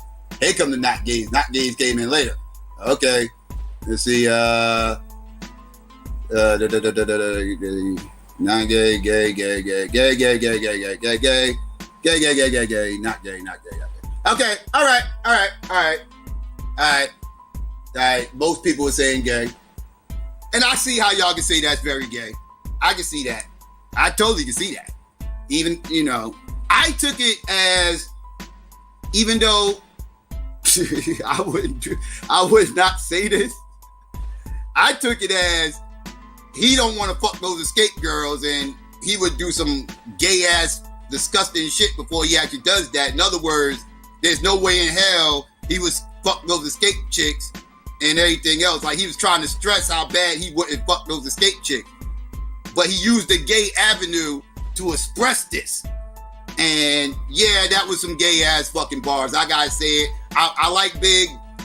That I know what he was trying to say. Do I think he was trying to, I know what he was trying to say, but nah, bruh, you can't, bruh, because you are alluding when you say this that, yeah, if it was just Escape and RuPaul and y'all was on a deserted island and you had to fuck something, you would snatch up RuPaul and you wouldn't fuck those Escape. I'm not fucking with you, dog. I ain't that, nope. Cause I'm gonna tell you, I would fuck Precious before I fuck a RuPaul. I would fuck to what's that Me Too chick? The Me Too chick, the one who got all the crevices in her fucking face and the KRS-One nose. I will fuck her before I fuck a RuPaul. You stupid as fuck, dog. So no, I ain't fucking with Big on that. Pause. But I ain't fucking with Big on that one. It ain't happening.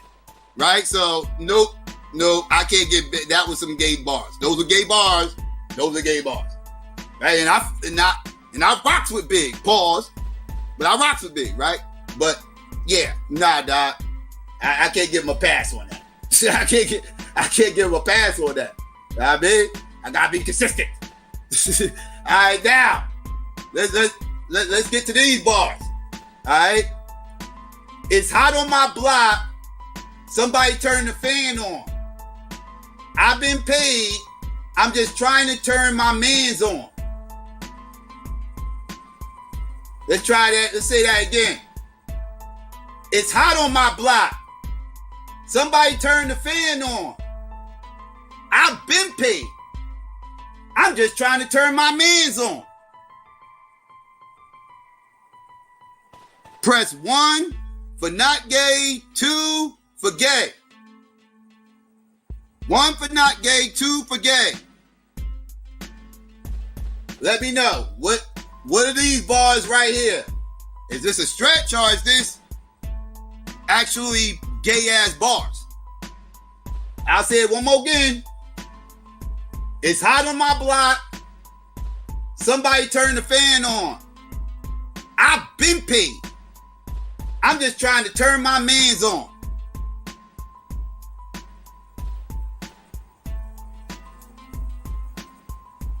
Yeah, Tarana Burke, yes. That's a thank you.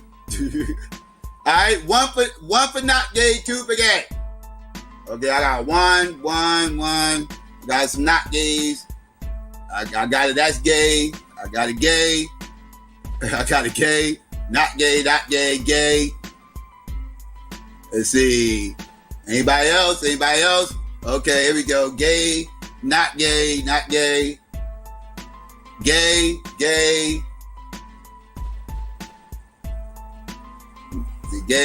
Not gay. Okay. All right. Now, for those that don't know, that was actually Slim Thug. That was Slim Thug. The name of the song is I Run. Right? Now, I'm going to go ahead and say this is not gay. Because what he was doing right there, this was block talk, right? This is Pookie talk, right? Like, what he was saying when he said it's hot on my block, he was talking about motherfucking the cops, right? The cops and motherfucking like it's hot on his block, meaning the cops are on the block, right? Like cops are like patrolling the block, and they scoping, they on the cops' radar, right? That pretty much means you're on the cops' radar when you say the block's hot, right? So that's what he meant when he said it's hot on my block, right? And he said somebody turn the fan on, meaning they got to get it from up under. They can't do it so much because the cops is on their radar, right? Because it's too hot out there. That's what he was talking about with that. And he said, I've been paid. He said, I'm just trying to turn my mans on.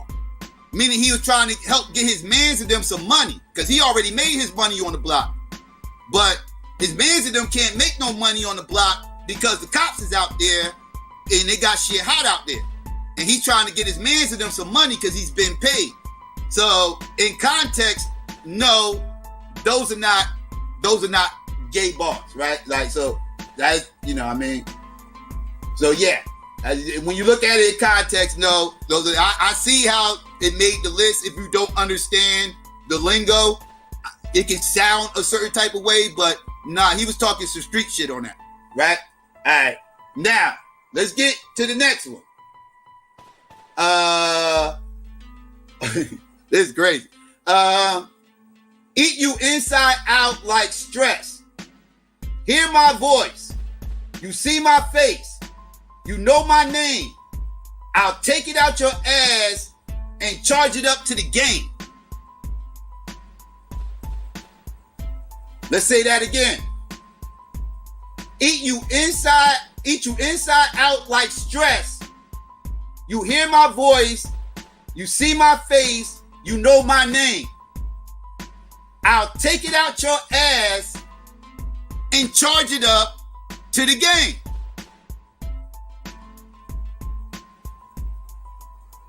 Right? Now, what do y'all say about those bars? 1 for not gay, 2 for gay. Let me know, what is it, family? What is it? Okay, we got some gays.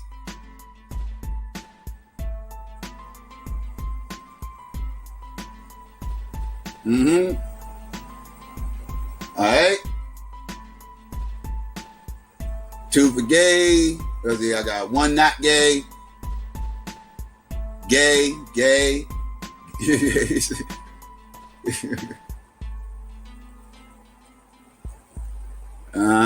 No, I'm waiting for other people to vote. Before I give up who this is. All right, gay, not gay, gay. Nisi is vicious in that chat. With them 2s. Let's see who else. All right, gay, not gay, gay. Is he? All right? All right, not gay. All right, gay. Okay, all right. I got enough votes for now. Okay, I'll live with that. All right, I'll tell you who it is. This was Keith Murray. This is Keith Murray from Def Squad's No Guest List. Right? And this is a 1.5 for me. I don't know where to go with this. I can't really, I don't know what he was trying to say in this. I can't even philosophize these bars and try to make them make sense. Like, I'm kind of at a 1.5. I'm not sure what this is I'm listening to. Like, I don't know. Like, I see why this is on the list. I'll just say that. I do see why this is on the list of questionable bars, because I don't know what the fuck he was trying to say in this. Like, yeah, I don't know. I'm iffy on those. Bars right there. I can't really say yay or nay on that. I don't know. I mean, so I'm going to chalk that one up to the game. Pause.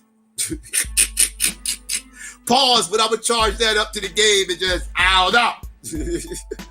But, okay. All right. Yo, this was funny. Y'all going to know who this is, too. Y'all going to know exactly who this is. All right. Y'all should. Y'all might. Y'all might not. Y'all might not. Y'all should. Y'all might. Okay, let's go, fam. Let's get to these bars right here. All right. Y'all ready? All right, here you go. Suck my dick. And you niggas that's been in jail before know it's about to get thick. Let's get it on, baby.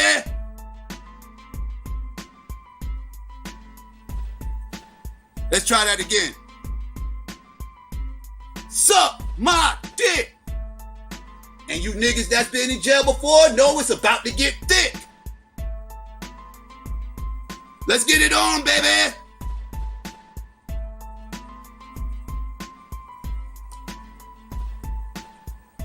One for not gay.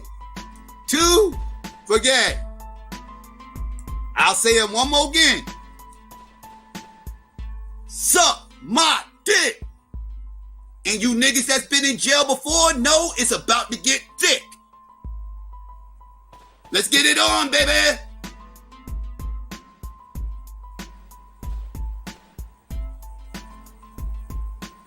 Now tell me. One, I ain't listening. Don't listen every day. She don't know what the fuck she talking about. Let's get the votes on.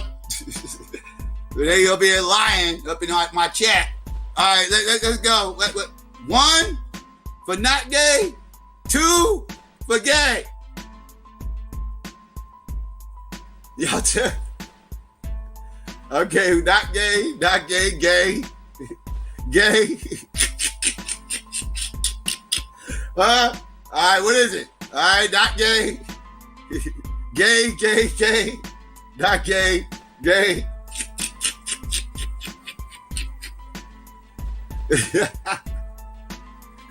Oh shit. Oh man, gay. Yeah, y'all know what it is. Y'all already know.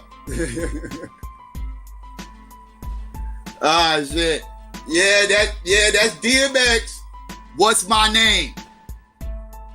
And yeah, man, that shit gay as fuck.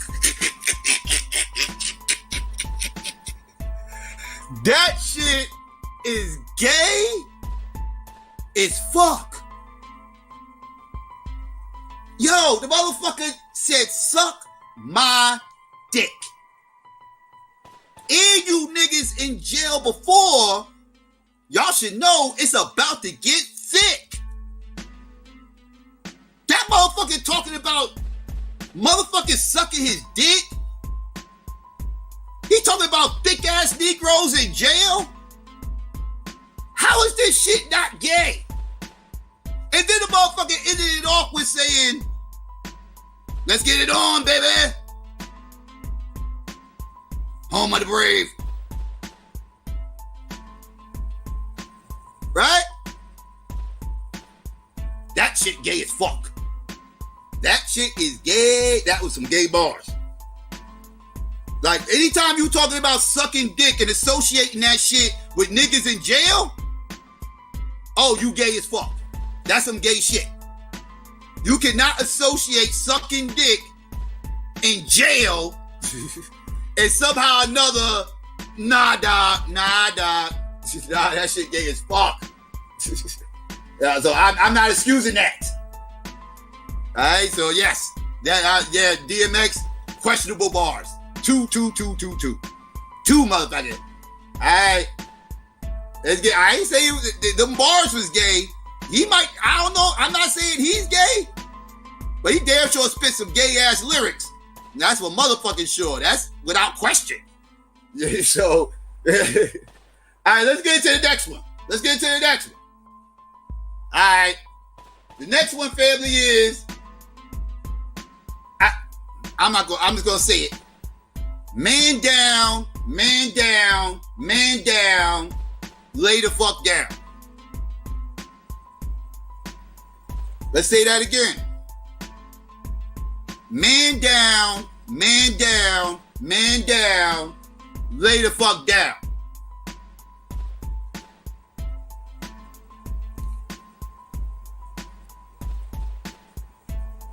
Gay or not gay? 1 for not gay, 2 for gay. I'm gonna try it one more again. Man down, lay the fuck down. 1 for not gay, 2 for gay. Let's get these votes in. All right, Nikki said gay. Nikki is a savage in there too with those twos. Nikki ain't playing. Yeah, I see, gay, not gay. Oh, Nisi lightened up. Not gay. Or Renee lightened up too. Let me find out. All right. Let's see. All right. Let's see. Not gay.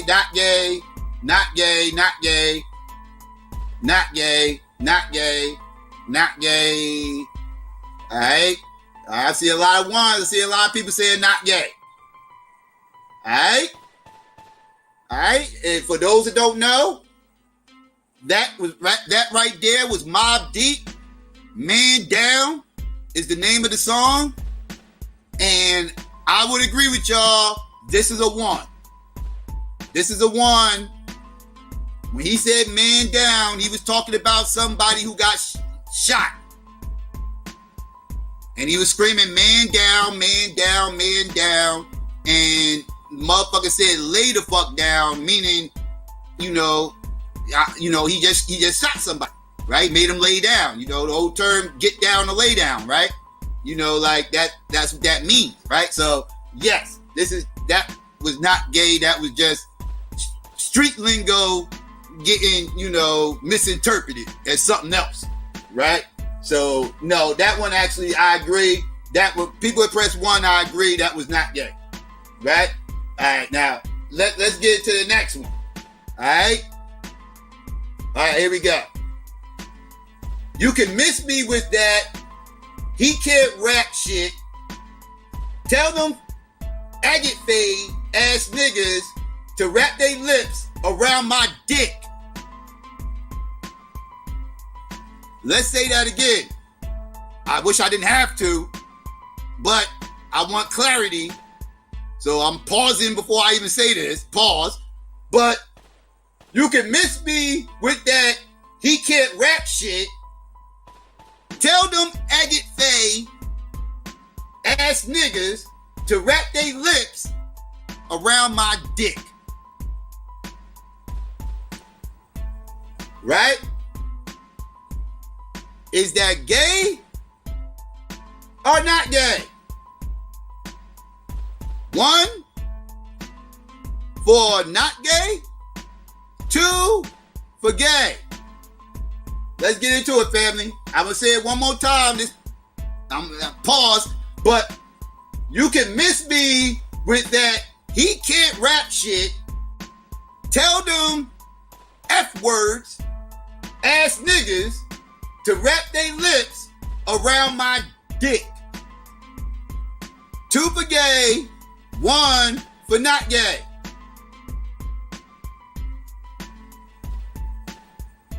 Two for gay, 1 for not gay. All right, 2, 2, 2, 2, 2, 2, 2, 1, 2, 2, 2, 2, 2, 2. Low 2s. Ultra 2. Alright, yeah, and somebody was correct in the chat. They called it, yes. This is Young Jeezy from Top Back Remix. And yes, I'm sorry. I like Yeezy, but I got to say, that shit is gay as fuck. He literally said, tell those agate fade ass niggas. He literally called them agate fades, right? Y'all know what I'm talking about. He literally called them agate fades, right? And then told them to wrap their lips around his shit. I mean, this is not something that could be left for interpretation, right? Like, this is like, he was very direct in what the fuck he was saying right there. Very direct, right? This wasn't a metaphor. This wasn't a punchline, a failed joke, any of that shit. No, this is some other shit. So yes, right? Oh yeah, this was the South. For all the people that wanted to clap on the Northeast with this shit and everything else. Oh no, motherfuckers, nobody's safe on this list. No region is safe. No era is safe. Oh, nobody's safe on this list. Your favorites are probably on here. So y'all can laugh and joke and try to clap on this person, that person. Calm down, because I'm not done. Your favorites might be on here too. So let's get to the next one. All right? I heard you blew a nigga with the ox for the phone piece. Let's say that again. Some of y'all probably know what this is and who it is. But I heard you blew a nigga with the ox for the phone piece. All right? Now, let me know. 1 for gay, 1 for not gay, 2 for gay. 1 for not gay, 2 for gay. I will say the line again. Some of y'all probably know who it is and what song this is. But I heard you blew a nigga with the ox for the phone piece.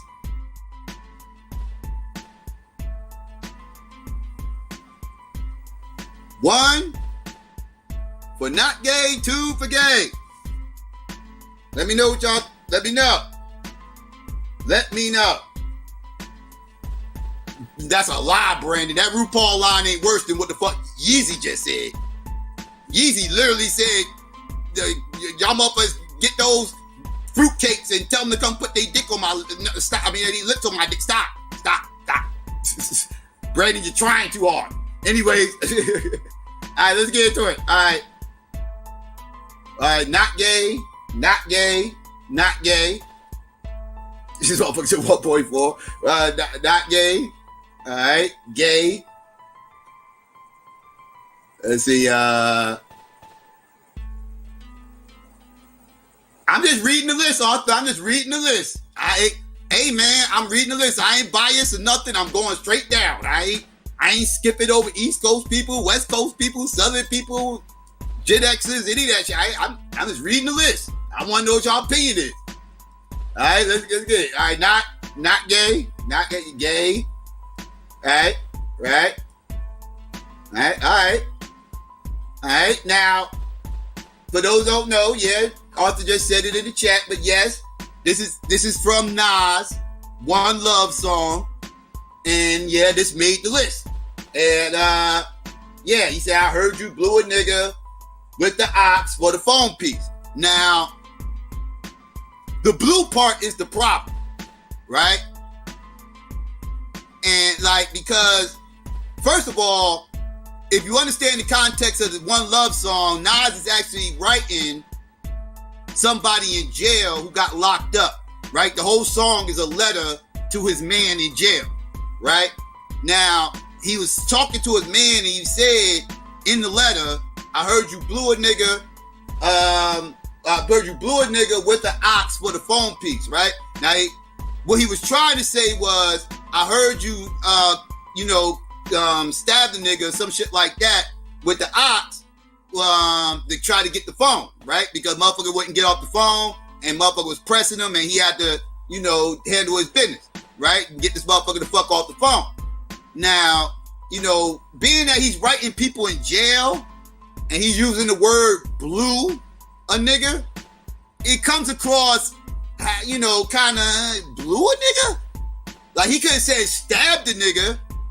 If he said he stabbed the nigga with the ox for the phone piece, that would have been, but he said blew a nigga. So that's the part that's like, whoa, what do you mean blew a nigga? Because motherfuckers ain't got guns in jail. So you ain't talking about blowing a motherfucker away with a gun, right? Like, cause you're in jail, right? You could probably get a knife or something. You could make a knife, you could make a knife in jail, whatever, but you ain't just got no motherfucking Glocks in jail. You just ain't got that. So I understand why this bar is on the list, because he said blue. If he had just said stabbed, it wouldn't have mattered. That's easily explained, but I don't understand the purpose of him using the word blue when discussing somebody in jail. It's off. It's off. So, I see why I made the list. You know what I mean? So yeah. Let's see. Okay. All right. Before I read this, this one right here. Oh yeah. Trigger warning.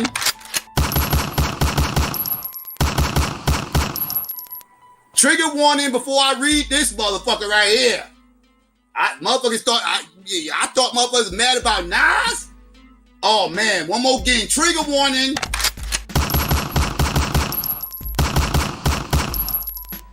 Alright? Y'all got y'all trigger warning. Okay. Let's get into it. Y'all listening? Alright.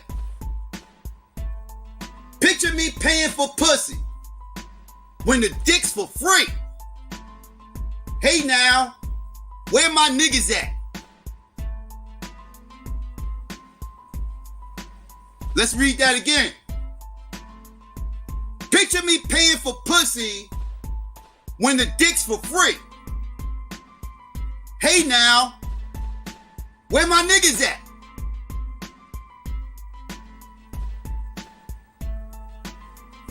One, for not gay. Two, for gay. Let's try it again. One last time. Picture me paying for pussy when dick is free.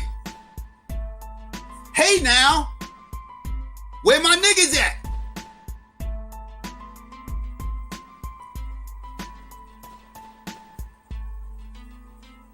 One, for not gay. Two, forget.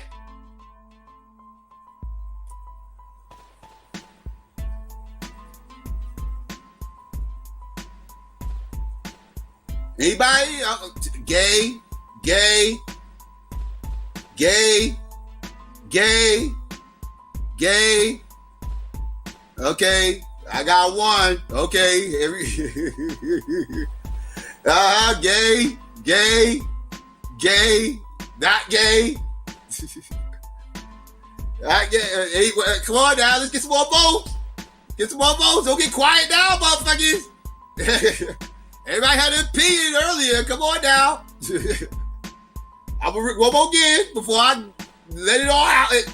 Picture me paying for pussy when the dick is for free. Hey now, where my niggas at? One for not gay, two for gay. Alright? I had already, before I read it, gave my trigger warnings. Right? And the people that said it in the chat, yes, this is no other than Tupac Shakur, Thug Nature / Niggas Nature. The remix. And that motherfucker said, all you motherfuckers said everything Biggie say is gay. All you East Coast hating motherfuckers back there. Tupac said, picture me paying for pussy when the dick is for free. Hey now, where my niggas at? Now all you motherfuckers that were saying all those Biggie lyrics is gay, I want to see y'all say these Tupac lyrics are not gay.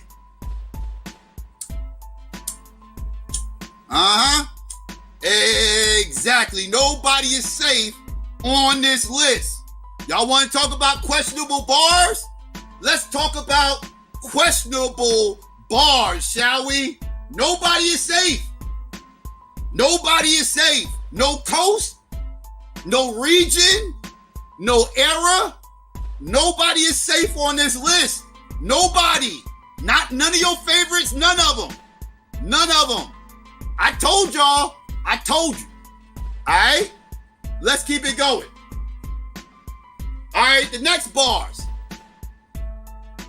I relieve rappers just like Tylenol. Now, some of y'all out here know exactly who that is and what song that's from. That's irrelevant. I need to know whether or not these bars are pause worthy. Right? I relieve rappers just like Tylenol. Let me know what's going on. Let me know what's going on, family. Let me know what's good. 1, for not gay. 2, for gay. I relieve rappers just like Tylenol.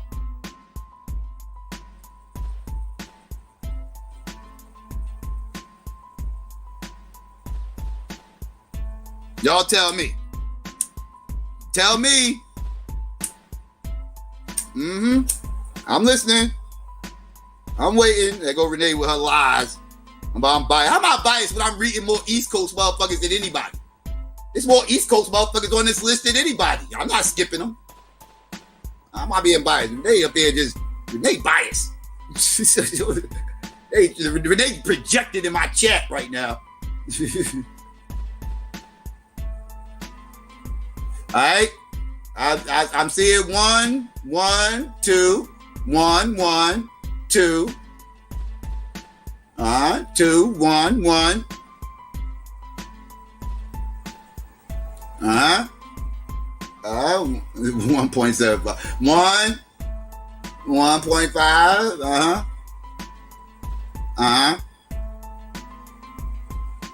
Right. 1.5. Okay, all right. Yeah, well, people said it in the chat who it was. They are correct. This is actually Mr. C's MC that he worked with, no other than Big Daddy Kane, right? This is Big Daddy Kane, right? Big Daddy Kane, Raw. And it's the Raw song, right? And he said, I relieve rappers just like Tylenol. Now, to be honest with you, I don't even know why these bars are on this list. I think this is a reach. I mean, I don't feel like this is gay at all. I think this is a reach. I think these are people that just, this is just reaching right here. Like, I don't even know why this is even on the list. Like, all the shit that I've been reading, you picked that. But anyways, no, so I don't agree with that. That's bullshit. All right, let's get to the next one. All right, this one, some of y'all gonna know who this is, some of y'all not. But let's get into it. This is interesting. All right. How do it feel to hold my dick in public? Cock blower.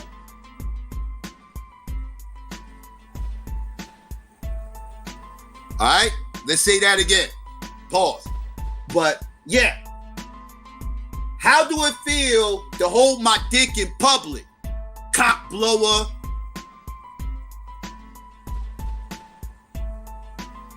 Let me know, family. Let me know. Let me know. 1, for not gay.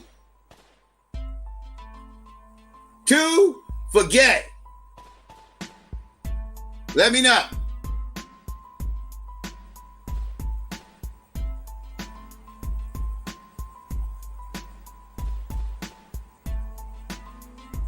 How do it feel to hold my dick in public? Cock blower. Gay, gay, gay, gay, not gay. Not gay, gay, gay. Let's see, gay, gay, gay, gay, gay, gay, gay, gay, gay. A straw too. Gay, gay, gay, gay, gay. Yeah. All right. I get the picture. Y'all think that shit gay as hell. All right. For those that don't know, that is actually Prodigy from Mobb Deep. And the name of the song is Keep It Thorough. Right? Now, if you just quote mine the shit the way I just quote mined it, it sounds very gay. And I totally understand the twos that are in the chat. Right?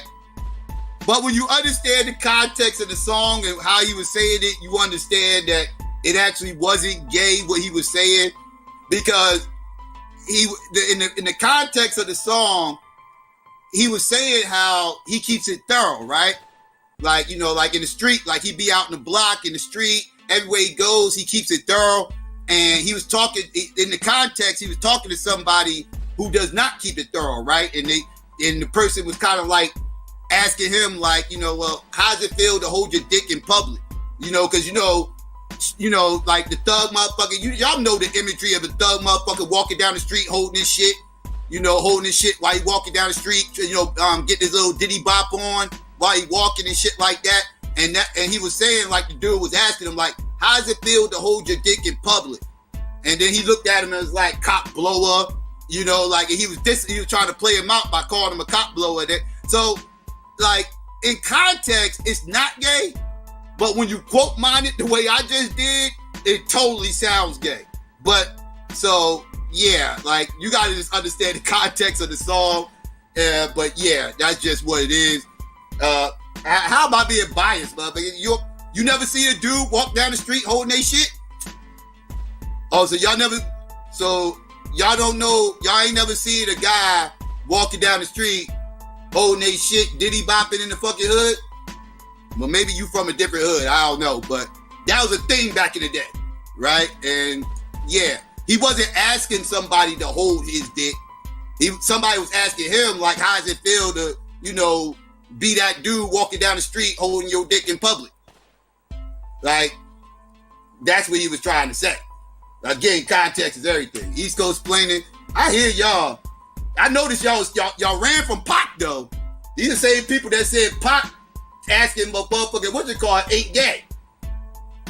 Right? Okay, let's get into this. Since y'all East Coast biased ass motherfuckers, because I've been reading off all these East Coast. Let's get now I'm just going, since I'm being biased, since I keep being accused of being biased, let me bang on you biased motherfuckers. Cause y'all just want to. The boys in the hood are always hard. The boys in the hood are always hard. Y'all know who that is. The boys in the hood are always hard. 1 for not gay, 2 for gay. Now watch y'all motherfuckers start West Coast splaining. Now let me hear your West Coast splaining. Get y'all West Coast splaining asses up in here. Come on, let's go, because I already know y'all triggered.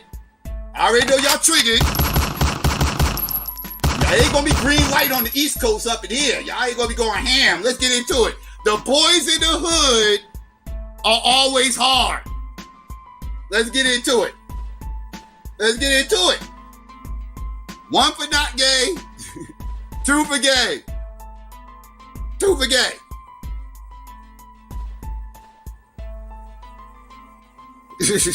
The boys in the hood are always hard. Let's see if y'all be biased. Come on. Let's get into it. I told you, ain't nobody safe on this bitch. Let's go.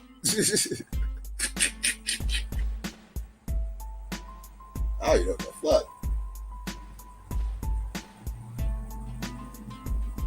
I don't even know what the fuck that is. Not gay. Look at all these biased motherfuckers, not gay. Look at all these shit. Look at all you biased motherfuckers up here. All you biased motherfuckers. Look at you. Look. Look. You see this shit, Arthur, right? You see this shit? It's green light on us, right? It's green light on us. Them motherfuckers, they back there explaining. I hear y'all. All right, whatever, motherfuckers. Whatever. All right. I don't know who the fuck this is. I don't even know who this next motherfucker is. I'm gonna keep it a buck. I don't know who the fuck this is. This is oh my goodness, what is this? All right. I get in butt styles like a hard up homosexual. Let's say that again. Pause. I wish I didn't have to, but just in case y'all missed it, I get in butt styles like a hard up homosexual. Ugh. 1 for not gay and 2 for gay. 1 for not gay, 2 for gay. Let's get it. 1 not gay, 2 gay.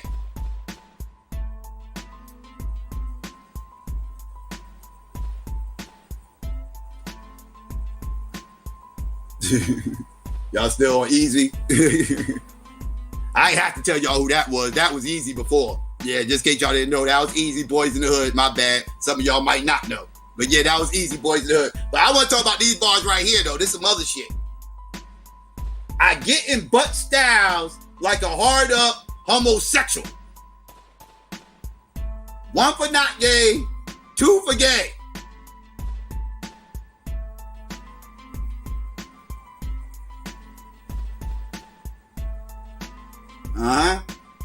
Yep. Gay. Got not gay. Got one person not gay. Gay. All right. Well, this is Taji from Dell's Burnt. Taji from Dell's Burnt. I don't know who the fuck this is. But whoever the fuck this is obviously gay as fuck. That is one of the gayest bars I said today off this list.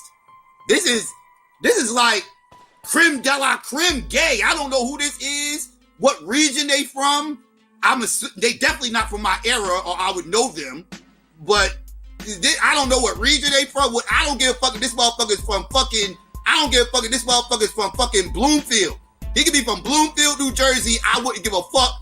This shit is gay as fuck. This shit gay as fuck. Y'all might know more about this motherfucker than I do. I don't know nothing about this motherfucker. Whoever he is, that is some of the gayest shit. That's gay. How do you T-A-J-A-I from Dells. Burnt. Exactly. I don't know who the fuck this motherfucker is. It's a good thing. I don't need to know who the fuck is spitting those bars. I don't need to know who the fuck is spitting that homo shit. Cause that you can't even philosophize your way out of that shit. Like that shit is disgusting. What is that? Anyways, swimming in my daddy's big nuts.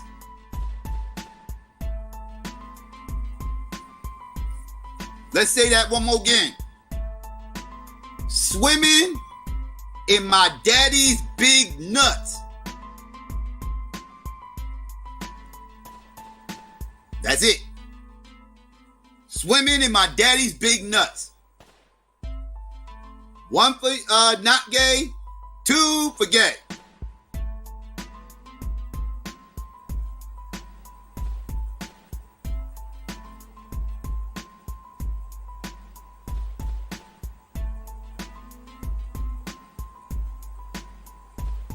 Let me know what's good, family. Wait for the votes to come in.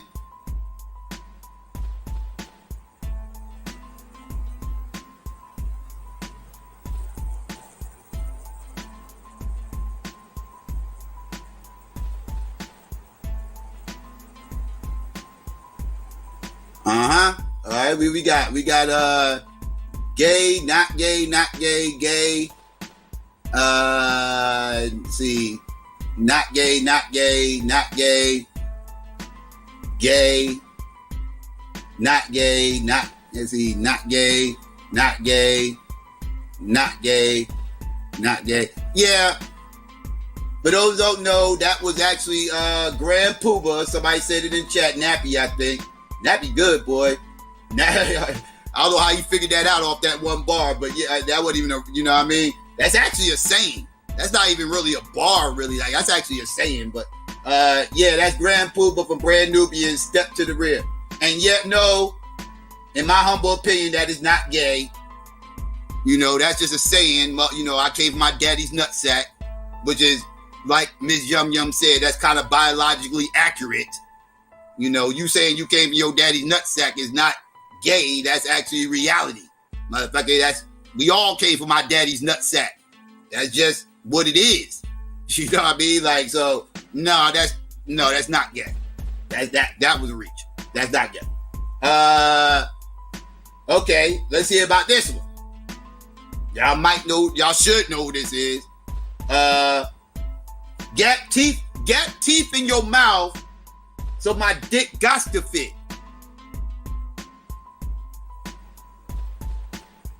Let me say that again. Get teeth in your mouth so my dick got to fit.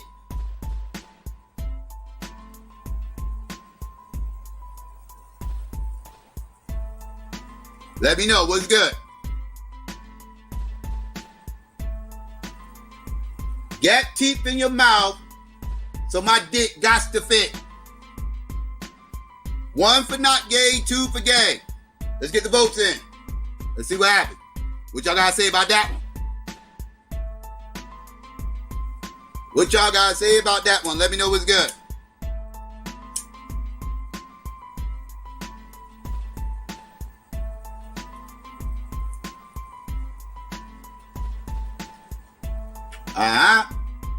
See, gay.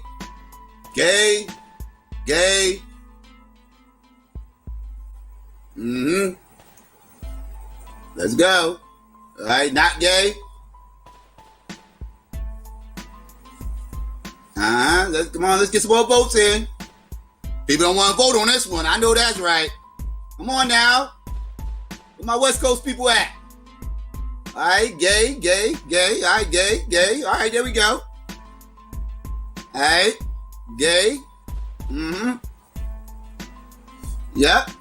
Y'all already know who it is. Y'all saying it all up in the chat. This is no other than Dr. Dre, Mr. Sequence himself, on fucking with Dre Day. This is Mr. Sequence himself. Yeah.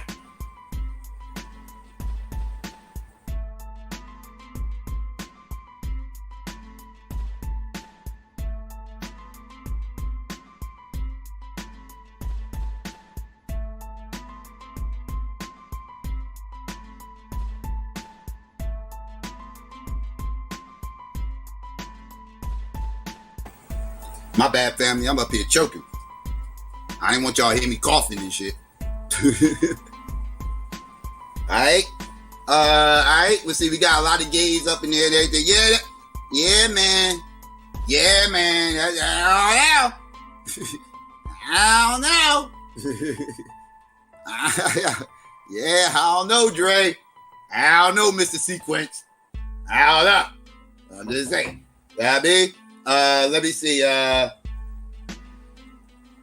Okay. All right. Y'all ready for this one? All right, here we go. Better believe that whenever you better believe that whenever I see y'all, I'm gonna test y'all. Only case I know is that, obviously, only because I know that, I don't want to say it. Agate phase, respect pressure, right? Believe it. I'm gonna say it again because I fucked it up first time. I'm gonna say it again. Better believe that whether I see ya, I'm gonna test y'all. Only because I know that agate phase, respect pressure.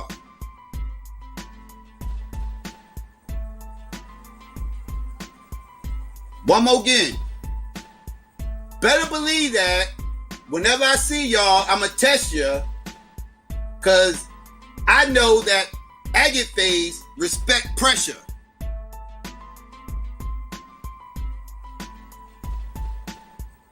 One for not gay, two for gay.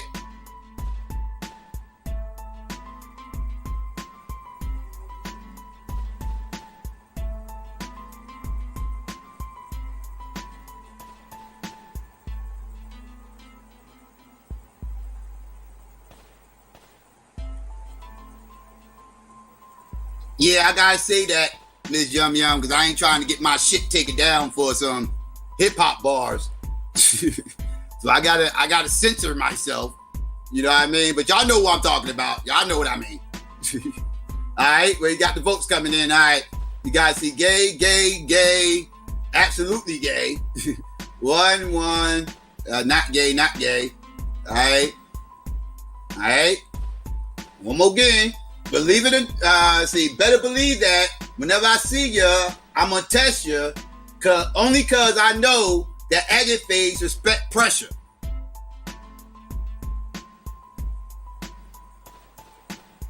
Right?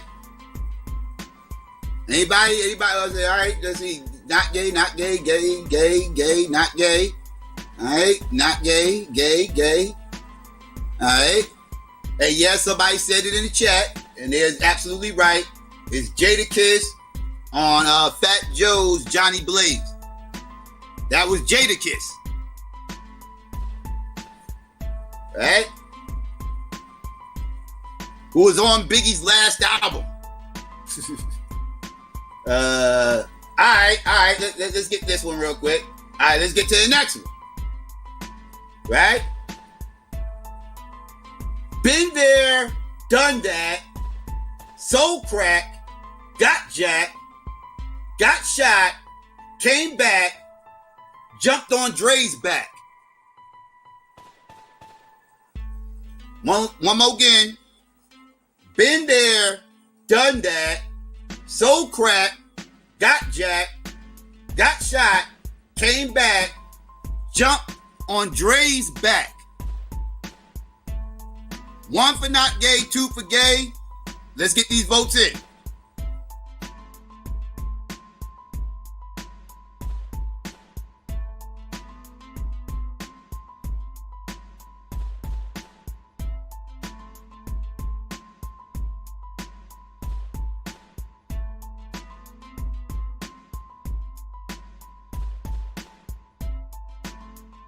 My bad, family. I'm here. All right, y'all ain't even start voting yet. Let's say it again. All right. Been there, done that. Sold crack, got jacked, got shot, came back, jumped on Dre's back. 1 for not gay, 2 for gay.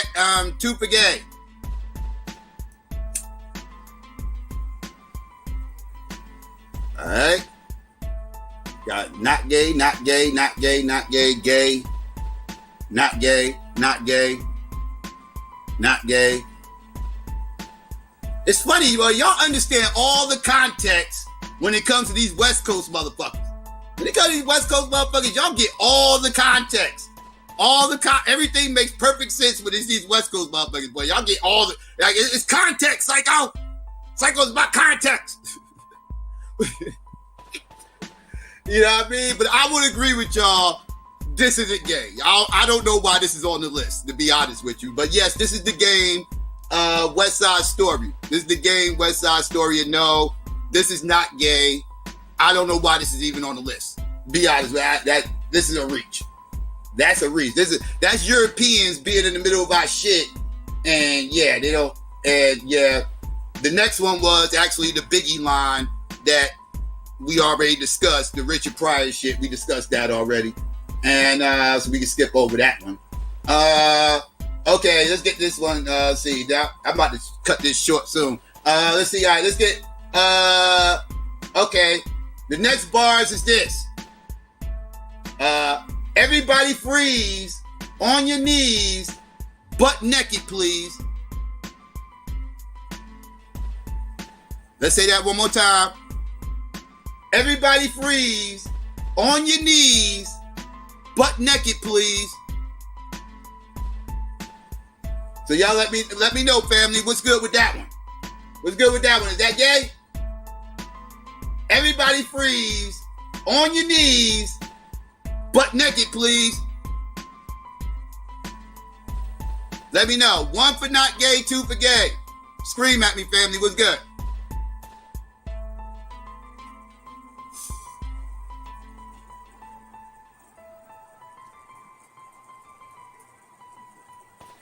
I already talked about it, Renee. You late.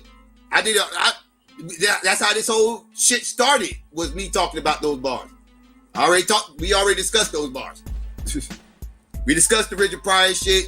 Maybe you was a little bit late, but yeah, I did a whole segment on that. Ain't no need to rehash the same shit. All right, let's get into it. All right, not gay, not gay, not gay, not gay, not gay, not gay. Not gay, reach. All right. Gay, not gay, not gay, gay. Not gay, not gay. Not gay. Okay. All right. Well, for those that don't know, that was Ice Cube, Bow Down. That was Ice Cube, Bow Down. And yeah, again, this was taken out of context. This wasn't gay. You know, he literally is talking about a robbery, right? And within a robbery, you tell motherfucker, freeze. He said, get on your knees. And then he said, get butt naked. He's talking about, he's robbing the motherfucker. Robbing motherfuckers. So, like, it's nothing sexual about it, right? So, no. All right, let's get, all right, let's get on this real quick. Motherfucker, I'll rip your butthole out of place.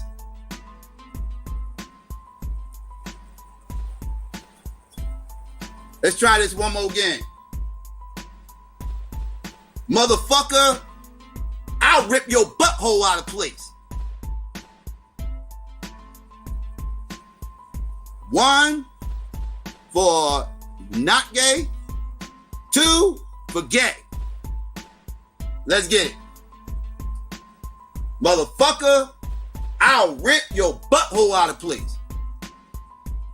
1 for not gay, 2 for gay. Let's get the votes in. All right. I got a not gay. I got a gay.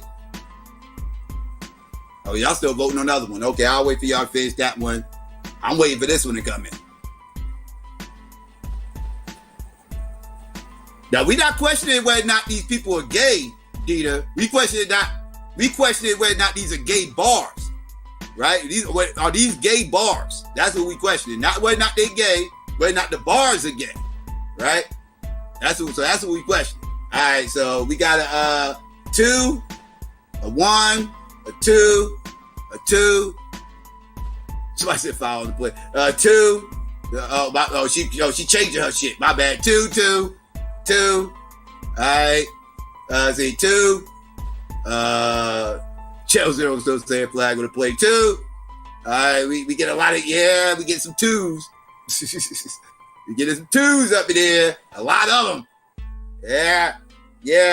For those that don't know, somebody said it in chat. You're correct. Whoever said it. Yes, this is DMX top shooter, which is all pause worthy on itself when you're discussing this topic. You know, we talking about a motherfucker just said, motherfucker, I'll rip your butthole out of place, and the name of the song is Top Shooter. I don't know. That's pause. That's pause just because of the title and the context of the bars. It's just I'm cool on that. I'm cool on that, DMX. I'm cool on that. All right. Let's get into the next bars, shall we? Let's get into the next shit. Let's see. Week before that, I was out in Italy.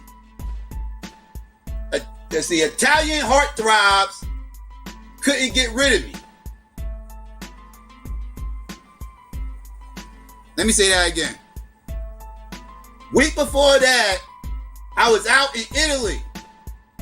Italian heartthrobs could not get rid of me.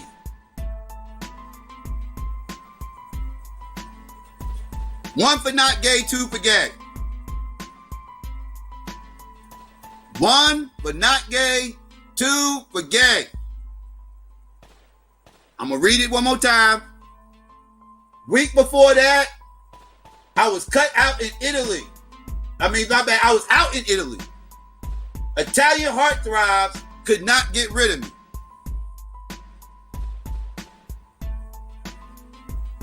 1 for not gay, 2 for gay. Trivia DNA says gay. Back to Love says not gay. All right. Let's wait for some more votes to roll in. Okay, not gay. All right. Some of y'all might be a little bit, I don't know. Y'all debating back there. Okay, here we go. All right. Not gay, gay. All right. So far, we got a split. Where y'all at? Where y'all at? See, all right, gay.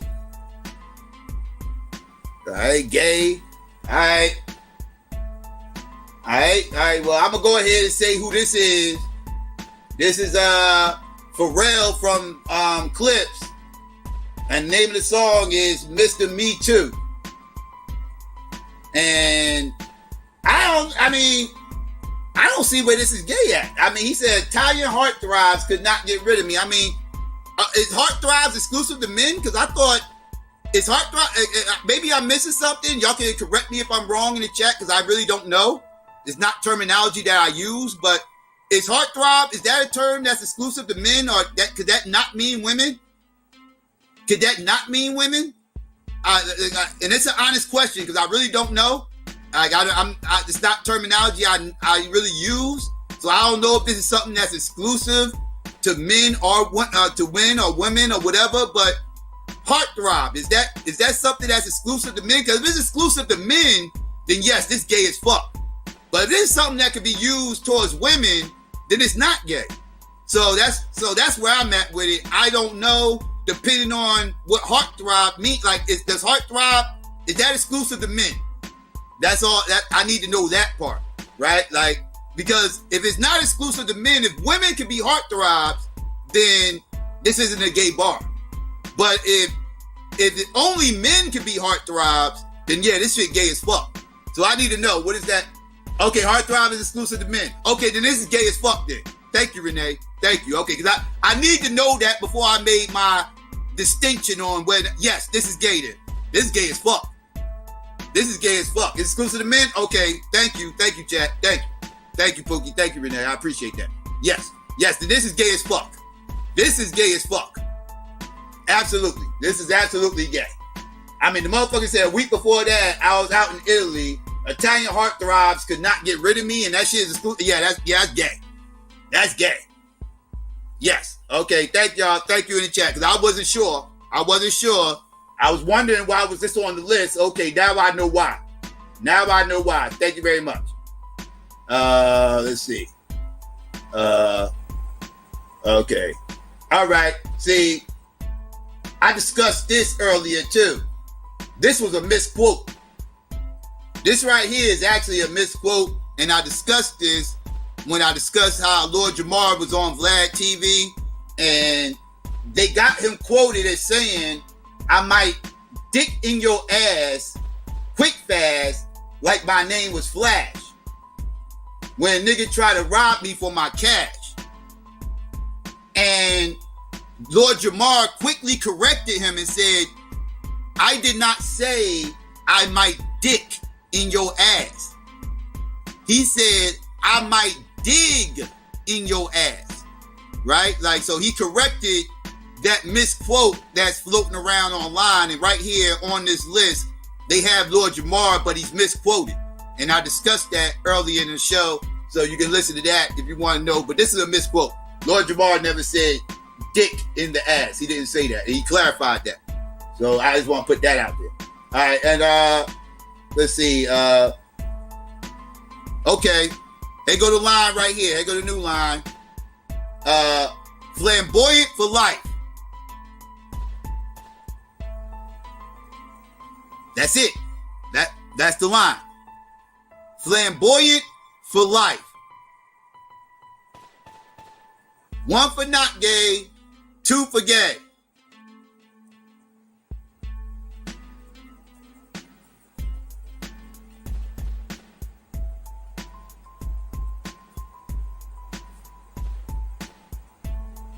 Flamboyant for life. Let me know, family. And I'm about to get ready to open up the phone lines and y'all can call in.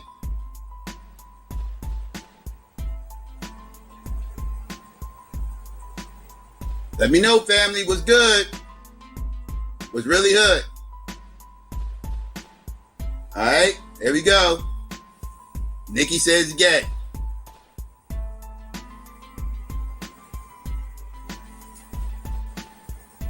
All right. Okay. Not gay. Not gay. Gay. Okay. Gay. Gay.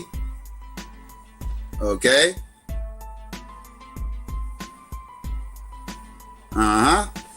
Not gay. Gay. All right. All right. Well, somebody mentioned it in the chat, and yes, Big Game mentioned it. Yes, he's right. That's Big L, right? And it comes from a song he guys called Flamboyant, right? He's usually, it's a quote he usually says a lot, flamboyant for life, right? Now, yeah, you can look at that as actually being gay, right? Like, Big L was from Harlem. Need I say more? And these Harlem motherfuckers are very flashy people. It's the same spot where Cameron came from and is from. Murder Mace, just to give you an idea of what we're dealing with in that neck of the woods. Like, these guys do questionable things. These guys, wear pink and, bedazzled suits, and this is kind of how Harlem motherfuckers get down. These motherfuckers they like that, they like the flash, right? They like flashing shit, right? That's kind of the nature of Harlem.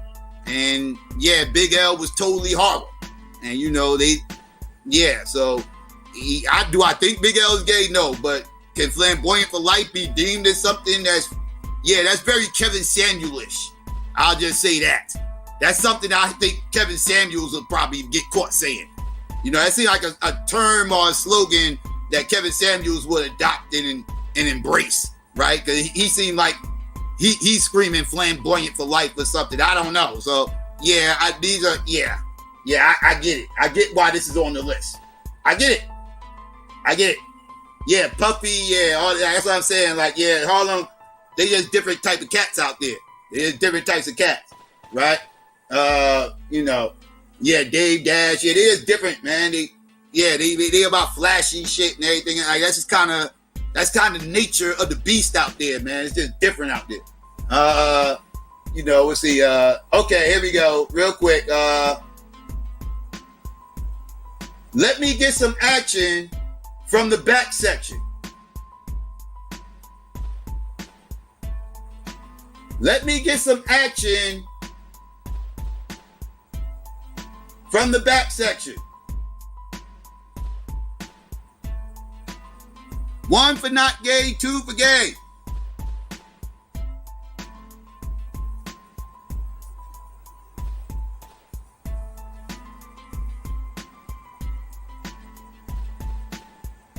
One for not gay, 2 for gay. I'll read it again. Let me get some action from the back section.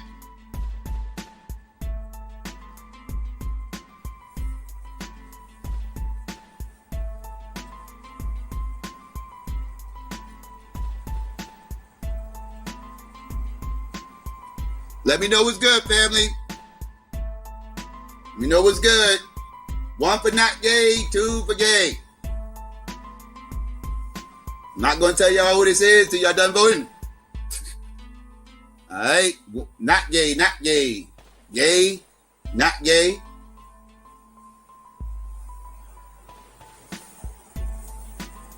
Not gay. Gay, not gay. Gay. Got another gay here. All right. Any other votes coming in? All right, here we go. Gay, gay. I need some more votes. I need some more votes. 1 for not gay, 2 for gay. 1.5. All right. Not gay. All right. Not gays are starting to win. All right. This FedEx is confused. All right. Anybody else? Nobody else? All right. Well, I'm going to go ahead and tell y'all who this is. I just wanted to, I ain't want no biases, so I had to try to wait for the votes to come in. Like, some of y'all scared to vote because y'all might not like this person or y'all might like the person. So I see y'all getting nervous and more nervous as this shit goes on. But yeah, that was no other than the Beastie Boys. That was the Beastie Boys, and the name of the song is Body Moving. Right? And no, sorry, I can't say that the K-Beast was being gay in this particular context. I don't know why they picked this, out of all the gay shit they have said in the past, I don't know why they picked this line to use as an example of it. Because it's very obvious that they talking to the crowd and the audience and trying to get them motherfuckers to move in the back. It's very obvious that's the context of what the fuck they were saying. But there's some overt gay shit these fuckers have said over the years, and they take this bullshit, quote mine them, and try to make it something other than what the fuck they were saying. But no, not this line, no. But they have said some gay shit. I don't know why they picked these bars. But yeah, that was the Beastie Boys. So yeah. Okay. Oh, yes. Let me address this one real quick before I open this phone lines. All right. Y'all ready for this? All right, y'all ready? All right, let's get it. I got a bill in my mouth like Hillary Rodham.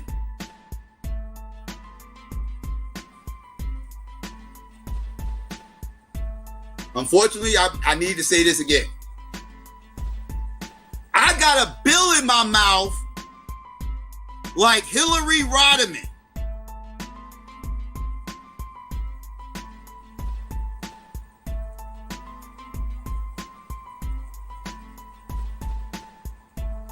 1, for not gay. 2, for gay as fuck. I'm gonna say it one more time. I got a bill in my mouth like Hillary Rodman or Raham or whatever. How the fuck you Rodman? How the fuck you pronounce that shit?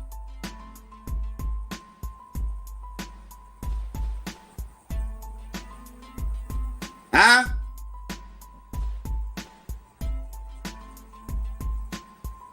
Anybody?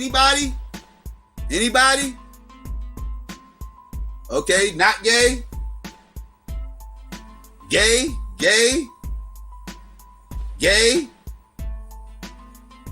Oh, Pookie retracted his statement. Okay. Gay. Gay.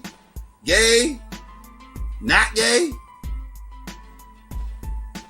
Okay, let's keep them coming. Let's keep the votes coming in. Gay.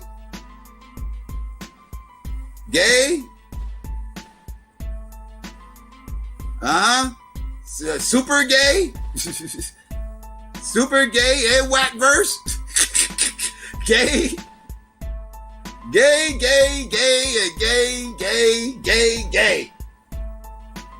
Yep. I gotta agree with you motherfuckers.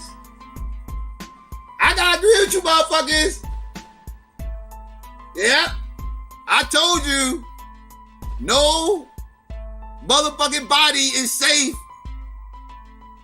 Nope, you Midwest motherfuckers ain't safe either. You thought you was safe. You thought these motherfuckers up in the Midwest motherfuckers was all up chilling, watching us East and West motherfuckers go back and forth. They in the middle of this motherfucker. They in the middle of the crossfire, ducking bullets, thinking they safe in they bunkers. No, motherfucker, you ain't safe in this crossfire. You gonna get hit too. Yes. This is motherfucking Ali from Nelly's Grills. None of you fuckers are safe in the questionable bars motherfucking arena. None of you fuckers are safe. Y'all can try to run, y'all can hide. It ain't gonna work.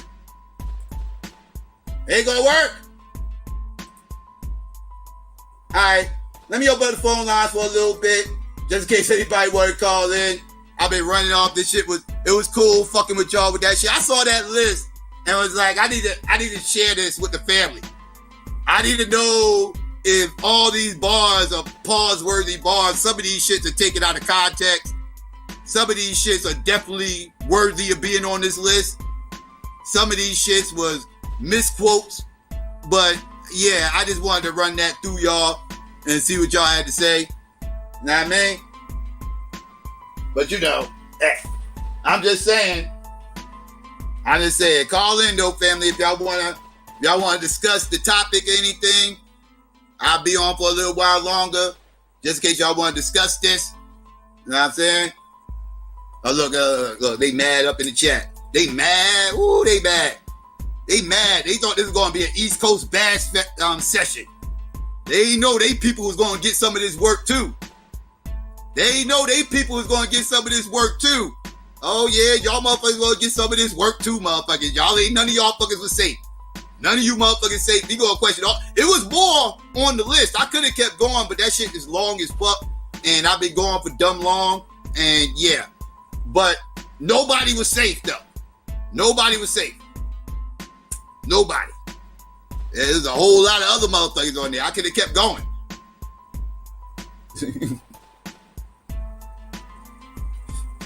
But call in though, family. Call in if y'all want to discuss any of this stuff.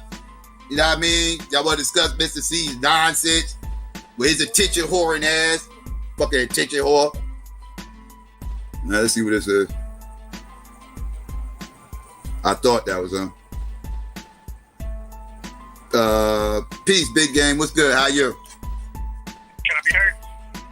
Yeah. Let me turn you up a little bit. Whoa. Hey. All right, wait. All right, there you go. Yeah. What's good? Hey, what's going on, Psycho? Man, so first I want to address the Mr. C, because you spent a long time on that. That was a long time, but yeah, my bad. I was having fun with it. Yeah, I was having fun with it. That was cool. But But man, that dude Mr. C is funny, man. But at least he's not hiding it, even though he tries to explain. Like, but what I don't get, like these same dudes, like if you see somebody kiss a dude, like they say that's gay, but getting hit from a dude it's not gay. Like this stuff is weird, man. And they've been pushing this stuff. Like I was watching. Well, my girl was watching it, but I proxy was watching it. It was is it called Grownish? It's a Grownish. Yeah, I think I know and you're they talking had about. a dude on there, and they said so. Anyway, it was a dude. I guess he had never had sex before. He was, he's like I don't know. He's like 20. The show is like 20-year-old college student, so he's like 20 or so or whatever. And I guess he never had sex, but anyway, he gets a girlfriend, and so they go to a party, and they have ecstasy. And ecstasy make you all touchy. I never took ecstasy, so don't say I've never taken any drugs. But so when you take ecstasy, you get all touchy and feely and weird and stuff. So anyway, it was him and the girl he met, and it was another dude. And so what happens is they have a quote unquote threesome, and he kisses the dude. And so anyway, long story short, he didn't have sex with the dude, but he kissed the dude. So going forward, he has two black homies, and this dude is not black, but he has two black homies. And he, anyway, they're like, man, you gay because you kissed the dude. And throughout the whole show, they trying to make it seem like you're not gay if you kiss the dude. And Fuck I'm that. like, what? Fuck that. Like, what kind of... Fuck that. Fuck you mean you ain't gay if you kiss a dude in a show? Like what? I don't give a fuck where you kiss the motherfucker at. Like, I don't shit, like that shit matters or something. Like, wait, like yo, he kissed the dude. He ain't gay just because he kissed the dude. Like, what context was it? What was the context when he kissed him? Like, was he on stage? Because if he was on stage when he kissed him, then that ain't gay. Like, wait, what? No, he didn't kiss him in the show. What I'm saying is, in the show, he had a threesome, and the people in the show were trying to say he was trying to say he's not gay, and then they were trying to convince the two dudes who were saying he was gay that kissing a dude one time don't make you gay. And like they spent the whole time berating these two dudes to eventually say, man, you're not gay. What? That's crazy. This stuff is crazy, man. And then like you was pointing out, Richard Pryor was openly gay. Yeah. Like, he said a lot of gay shit. I mean, I guess it was like a secret, but it was like open. Like, if you know Richard Pryor, you would assume he was straight, but if you actually had any in-depth knowledge of him, you would know, this guy is clearly gay. But, yeah, him and Paul, and Paul Mooney, and that's how you know when people say black people are homophobic. Black people love Richard Pryor, black people love Paul Mooney, and we know they was clearly beyond suspect. They was... they love Prince. They love Prince. Yeah. Prince not gay. Prince gay. This another thing. Prince gay, bro. You were trying to say it was a generational thing. No, I didn't say it was generational. No, I didn't say it was generational. What I was saying is some of those lyrics, they was made, in a different generation, a different time. Yeah. Where it wasn't as gay. But and I'm glad you bring up Prince because Prince said this. He said, if you remember the song Bad, is it Bad? Yeah, it was the song Bad. He's supposed to be on that song. Him and Prince and Michael Jackson. Yeah, originally that's what it was. The reason he didn't do it is because the first he said your butt is mine. Yep. Yeah. That's gay as fuck. That's gay as fuck, but yeah. I know that story. Yeah, he said he ain't gonna do that because he said you ain't, my butt didn't belong to nobody. That's what he said. Yeah. Yeah, exactly. So you can't say out of context is gay. But you know what's funny? I'm surprised it was a lot more lyrics that I thought was gonna be on there. But you know what though? People wasn't calling Michael Jackson gay because he said that. Like people call Michael Jackson gay, but not because of the whole "Your butt is mine" lyric. Like when people talk about Michael Jackson being gay, they never reference the whole Bad song with him saying "Your butt is mine," even though they could, but they don't. They didn't hear that bar and be like, yeah. I'm just saying people was cognizant of little minorly gay stuff that people were saying, even if it wasn't meant to be gay. Right. People was cognizant of that. But yeah, I was surprised. The line I thought was gonna be on there. That's one of my favorite lines. Where Snoop say, "With my nuts on your tongue." Who said that? Snoop on the same. Oh, okay, yeah. I know some of the shit they was picking. It's like, okay, y'all could have did better than this. Like, you know, like y'all could have did better than this. Some of the shit they was picking. Like, I don't know why y'all like the Beastie Boys shit. Like the Beastie Boys shit. Like that was lame. Like you could have picked something better than that. Like, like they done said some wild ass shit over the years. You could have did better than that if you was gonna pick the Beastie Boys. Yep. And I mean, even like Ice Cube, like even stuff like some of the stuff he said on No Vaseline. Like, yeah, Ice Cube said some questionable shit on No. Yes, he said some questionable shit on No Vaseline. Yeah, I mean, yes, he said a lot of questionable shit on No Vaseline. So yeah, I agree. All these songs, and it was normal to be rapping about gay stuff back then. I don't know, like I remember I used to be listening to some of these songs and be like, how are these, like this is some of the gayest stuff I ever heard. Yeah, because you listening to it today. You listening to it today. If you listen to it back then, you was because today, man, you got your senses are heightened on this gay shit now because the times we living in. So your senses are way heightened on that shit. So you like. You looking for shit now to trigger you on something like, okay, the guy's gay as fuck. Like, yeah, get away from me. Like people's like, people's senses are very heightened now because of how this shit's pushed in our face. But back then it wasn't like that. It was more laid back, more lax, and people didn't feel like they had to say pause after every fucking sentence. So people was saying certain things that back then that they probably wouldn't say today if they had to rewrite those, these songs, or if they came out today, they would be more cognizant of what the fuck they were saying. I don't think they would write a lot of that shit they was writing back then. I don't know, because people still be writing gay stuff today, but not as much. Well, I don't really listen to music as much, so I wouldn't even, I don't listen to, new music that much, so I wouldn't know per se. But, yeah, they do say some gay stuff today. Like, if you notice there'll be like 2 D words. Like they talk about D words, and they talk about D words as guns. Like they call guns D's. Mm-hmm. So like so they do still say questionable lyrics even with that. So I don't think it would. I don't think it'd be too much different. I don't think it's too much different. It was some questionable things that was being said back then that I was questioning even back then. Like the Biggie Smalls lyric, I never liked that shit. I always thought that was some gay ass shit. I like if me and my bitch come on, I skip over that line and then I start motherfucking spitting.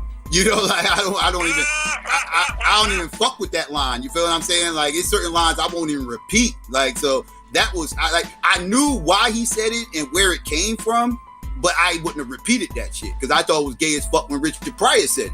You know what I'm saying? So just because you're saying it ain't gonna make it cool. You know what I'm saying? So no, I knew where he got it from though, and I knew he tried to like make a joke, trying to be funny because of some Richard Pryor shit. But that shit ain't funny, dog. That shit gay as fuck. You know what I mean? So that was always uncomfortable to listen to. That wasn't funny, but yeah, these dudes, and I do gotta say this. But there's a lot of people that act like they don't be hanging out with gay dudes. Like, just because he a thug don't mean he not gay. Like, recently what I've been, this been happening a lot. You see it with Mr. C, and you see, like, a lot of gang members lately been caught performing acts on dudes and stuff. A lot of gang members, and a lot of, even if you look, it was this prominent dude, I guess his name Jimmy Snacks. He, like, I don't know, I guess he an OnlyFans dude, but I know he got a group of followers. And he was performing acts on a tranny as well. So these dudes, like the thug dudes, be the main gay dudes, and somehow they don't get nobody say nothing. They just let it out in the open. And when, like I said, these dudes clearly always be getting caught with dudes, but somehow nobody want to say these dudes are gay. So I be saying these dudes are gay. Like I don't like. I ain't never said Mr. C wasn't gay. I ain't never said Young Buck wasn't gay. These motherfuckers got caught with trannies. Like this wasn't like these ain't lyrics, right? Like we having discussions about lyrics and shit, right? Like that's different than these motherfuckers getting caught with trannies. Like that's like and motherfuckers kissing motherfuckers on camera and shit like that. Shit isn't even debatable. Like that. You can't even say, well, motherfuckers took that the wrong way or some shit. No, motherfucker, he kissed the motherfucker. No, motherfucker, this motherfucker got caught discussing prices for getting his dick sucked with a tranny. Like, no, motherfucker, these fuckers are gay. You know what I mean? Like, ain't no debating this shit. Well, yeah, no, I'm just saying because they'll be like, man, the thugs, they the warrior class. Like, nah, they the booty class. Right. They the booty clappers. Right. But yeah, that's all I had. Thanks for letting me on. I'll hop off. Have a good one. No doubt. I appreciate the call. All right. Shout out to OJ. Appreciate the call. Phone lines open, family. Call in. Let's hear what y'all guys say. Shout out to OJ. You know what I mean? All right. Y'all here calling people half of, I ain't gonna repeat that. But yeah.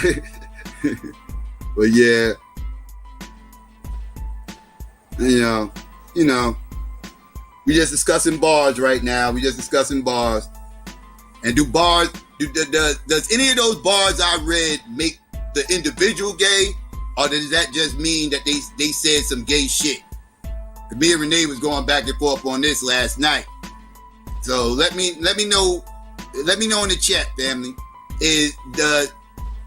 Let's say all those bars were gay, right? Let's just play devil's advocate and say all of them was gay bars, right? They was all gay ass bars. Does that mean every one of those dudes that said those gay bars were gay? Or does that just mean they said some gay shit? Which one? Right? Like, one if they gay for saying the shit, if that makes them gay for saying it, and two, if that just means they said some gay shit and not necessarily mean that they gay. One if they gay, two if they just said some gay shit and they not gay. Let me know, family. And the phone lines is open while I'm waiting for these votes to come in. The phone lines open. But while I'm waiting for the next call, I might as well go ahead and ask y'all in the chat for y'all opinion on that. If those dudes said some gay shit in those bars, that let's say all the shit I said was gay as fuck, it was a 2 for all of them. Let's say, okay, now, one, if that actually makes them gay, and two, if that just means they said some gay shit. Okay, Renee, no doubt. Or actually, Renee, you can just click the link. You ain't even got to call in, Renee. We keep the phone lines open, and you can just click the link. All right. Dina says they're gay. Let's see. All right. Dina thinks they're gay if they said it. All right. Alan says that just means they said some gay shit. Oh, never mind. She called. Becky. Oh boy. Peace, Renee. What's going on? Hello. Uh-huh. Hey. What's up? What's going on, Renee? You don't sound too happy to hear me. Mm-hmm. What's wrong? Ain't nothing wrong. I'm waiting to hear what you guys say. Right? I'm fine, Renee. All right, we'll see. Psycho did not want me to call in. No. I actually wanted you to call in. You ain't know I clickbaited you with this title. I clickbaited the shit out of you with this title. See, you ain't know. I do this. I do that shit to get your ass up in here early. See, See, yeah. Nah, whatever. Yeah, got your ass too, didn't I? What's good? Anyway, but yeah, I just have to say, you know what I'm saying, a victory lap. I gotta give the victory lap, you feel me? A lot of people were saying what I was saying, which is your bias about Biggie particularly, okay? How? And as you saw, when you put stuff from Tupac and everybody else, people were saying it was gay. People were saying it was suspect. So I just want to point that out.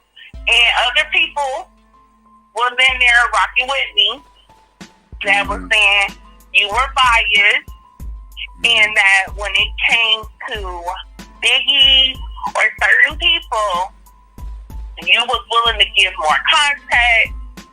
You were willing to do more. And I want to point out, when you gave the Grills bars, bars. I ain't gonna lie. I didn't pick these bars. Wait, for the record, you making it seem like I was picking and choosing. Okay. All right. No. I'm saying when you gave the bar, you did not give context on the bar. That bar was from a song called Real.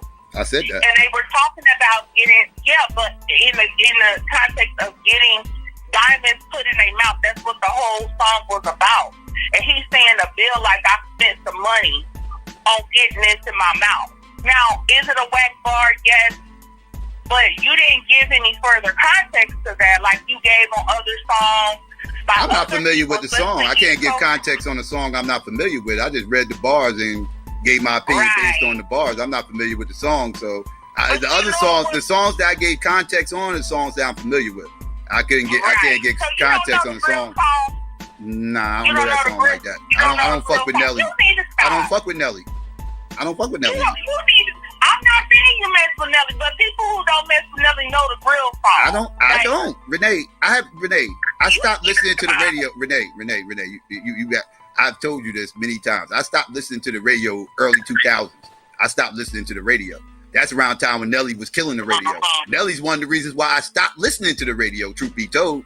Nelly is one of the reasons why I stopped listening to the radio. So, no, I'm not familiar with that song. I used to protest Nelly. I can't stand Nelly. Nelly is a creation.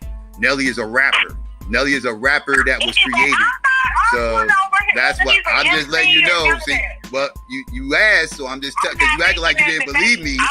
You making it seem like you didn't, but like that's unheard of that somebody don't know the Grill song. Well, I don't know it because I didn't listen to it. I protest Nelly. I hate Nelly. You know the song was from, okay, so what did you think Grills was referring to? I know grill. I know what the term grills mean, but all I know is the line that was on the website, and I quoted the line that was on the website verbatim. What do you want me to do, Renee? You mad? Don't get mad at me for reading the bars that they put on the thing. I read the bars that was on the thing. Psycho know everything else. He don't know what a grill is. I know what a grill is. I didn't say I didn't know what a grill was. I don't know. I don't know what the fuck I know he said he got bills in his mouth like Hillary Rodman. That's gay. That's gay. I don't know what the fuck. That's gay. Alright. I'm sorry. You didn't question the context at all? Huh? You didn't question the context at all, knowing the name of the song. And knowing what grills are. You didn't question none of that? It could have been a bad punchline. It's a bad punchline. It was a fail. It was a fail. Okay, I'll accept that it could have been a fail like Biggie's bar, because Biggie's bar was a fail. This could have been a fail, but that was still gay, just like Biggie's bar. Biggie's bar was gay, but it was a failed joke, right? It was a failed joke. Like, this isn't evidence of Biggie being gay. He said some gay shit, but it was a failed joke, though. And that could be the same with this. It was some gay shit he said, but it could have been just a failed joke. Maybe he was trying to make a crafty punchline and it fell short. And that's possible. So I'll give you that. But let's not act like you making it seem like I purposely took the thing out of context and everything else. No, I didn't. Wait, can I talk? I just wanted to know the distinction of, again, the song was specifically about grills, about putting gold and diamonds in your mouth. It was in that context. Him saying, you look so good, I suck on your daddy's D. That's gay. Well, I mean, that's gay. It's not the same because what's the context? There's no. I said it's gay. He was trying to talk about the context was he was trying to talk about how good she looked, and he used the Richard Pryor joke the old Richard Pryor joke to try to use because the Richard Pryor joke he was talking about how good somebody looked, and he made that same reference, and he tried to use that reference, and like I said, it fell short. It was gay. It was gay as fuck, and it fell short. And yeah, he got to live with that. Well, his legacy has to live with that for the rest of hip hop's existence. That's what it is. He got a questionable ass bar that's always going to keep being brought up. Well, and not just that one. No, I mentioned the other one. I mentioned the RuPaul one too. And then he had the other one about going in the dude's butt. Raw dog with the rash. Yeah, that was. Did you talk about that? Mm-hmm. No, that one I didn't talk about. That one I didn't. Okay. But I talked about the Ruth Paul one, and I talked about the Richard Pryor one. Okay. And by the way, I'm not saying Biggie's gay. Okay? I'm just saying those bars are questionable. Yeah. Those bars are questionable. Yeah. I said that. I said that on both his bars. I said they was questionable bars. And Mr. C, did you watch the interview with Mr. C? Yeah, I didn't watch the whole thing. I rebuked. See, that's how I know you didn't get here on time, because that's like I said, you missed the beginning. Yeah, like I said, you missed all the Mr. C stuff. That's what I said. I talked about all the Mr. C stuff. I'm letting you know. I talked about all the Mr. C stuff, and I talked about the Biggie bar that you're talking about with the Richard Pryor stuff. I got into detail about that and everything. And that was before I even started reading off all the stuff and everything. So yeah. I know. No, I'm asking, did you watch the Mr. C video? I mean, did you watch the interview? Not the whole thing, no. Just the part that we know about. Oh, well, no, you should watch the whole thing. But I'm cool on that. I'm cool on that. Did you say I'm putting you on the witness stand? Now, did you tell me that Mr. C was cool with Puffy, and that's how he discovered Biggie? Well, I say he had connections with Puffy. It was actually the unsigned hype shit more so than anything. But he knew Puffy, because Puffy didn't Puffy went through Mr. C to get in touch with Biggie, because actually Mr. C, because what happened was Mr. C had got him in touch with the Source magazine as far as his demo. He gave the guy from the Source magazine his demo, put Biggie on unsigned hype. Puffy heard, saw the unsigned hype, read the unsigned hype article, heard the demo, and then he reached out to Mr. C to get him in touch with Biggie. So yes, he was third party between Biggie and Puffy. Okay, actually, he talks about all of that. So what I didn't know was he was the one that put Biggie on, and he said that when he had first encountered Biggie and all that, he was going out of town to do some stuff. He said, when I come back, be at my house. Mm-hmm. He told Biggie to come to his house. Yeah. And he said when he got back in town that night, Biggie was outside waiting on him. Okay. And so I'm just saying, he was already dealing with him. I said he knew Mr. C before he knew Puffy. Yeah, he knew, but he met Mr. C through somebody else. He met Mr. C through another dude. Like I said, he had just met Mr. C. Like they didn't know each other for years or no shit like that. He had just met Mr. C through another person. No. I'm not saying that they knew each other for years or anything. I'm not saying that. I'm saying that he was dealing with him first, because Mr. C was basically like managing Biggie. And Mr. C, he was going to be signed to him. I wouldn't say he was managing. No, you got to watch the interview. You got to watch the interview then. Because this is what Mr. C said out of his mouth. And I'm not saying that he said this. And that basically he was kind of like managing Biggie. And that he said that the deal, he kind of stepped out of the way. That's because he wasn't no manager. That's because he wasn't his manager. He wasn't his manager. Well, he was his connect. He was a connect to get him, to people on the inside or whatever. But he wasn't his manager. He didn't get a part of that deal that he signed with Puffy and no shit like that. He's not receiving any royalty money and none of that. Like, he was never his manager. He's just talking at this point. That's him just talking. He was never his manager. That's the first I've ever heard of that from anybody. I think he's blowing up their relationship. They didn't. He didn't say he was his manager. He said he was basically. They said he was basically kind of like managing Biggie. That's what was said. He didn't say he had that exact title. Okay. But that's all right. Okay. All right. Now okay. Now if he said he was his unofficial manager because he was helping him get, connected to certain people or whatever, then okay, I'll live with that. But he definitely was not his official manager. Yeah, no. He didn't say that. Okay. But yeah, you might just want to check out the interview. I thought it was rather interesting. And so, so he connected them to Diddy and all that. So and Biggie, he's like, I had to sell Biggie on Diddy and everything. And I was like, yeah, he's a dancer. He was a dancer. Yeah, he was. Yeah, I know. But I'm just saying what he was telling him. But y'all, this is a continuation of a conversation yesterday. So that's why I'm asking Psycho certain things and everything, because he is biased. He is very biased. And what am I biased about? I said the bars was. I said they was gay. Like what else am I supposed to say? You want to hear me say Biggie's gay? You want to hear me say Biggie's gay? That's what you want to hear me say. Because I said the bars were gay.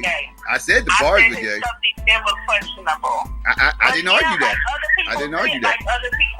But other people thought as well that you were kind of doing more explaining, and I explained that one.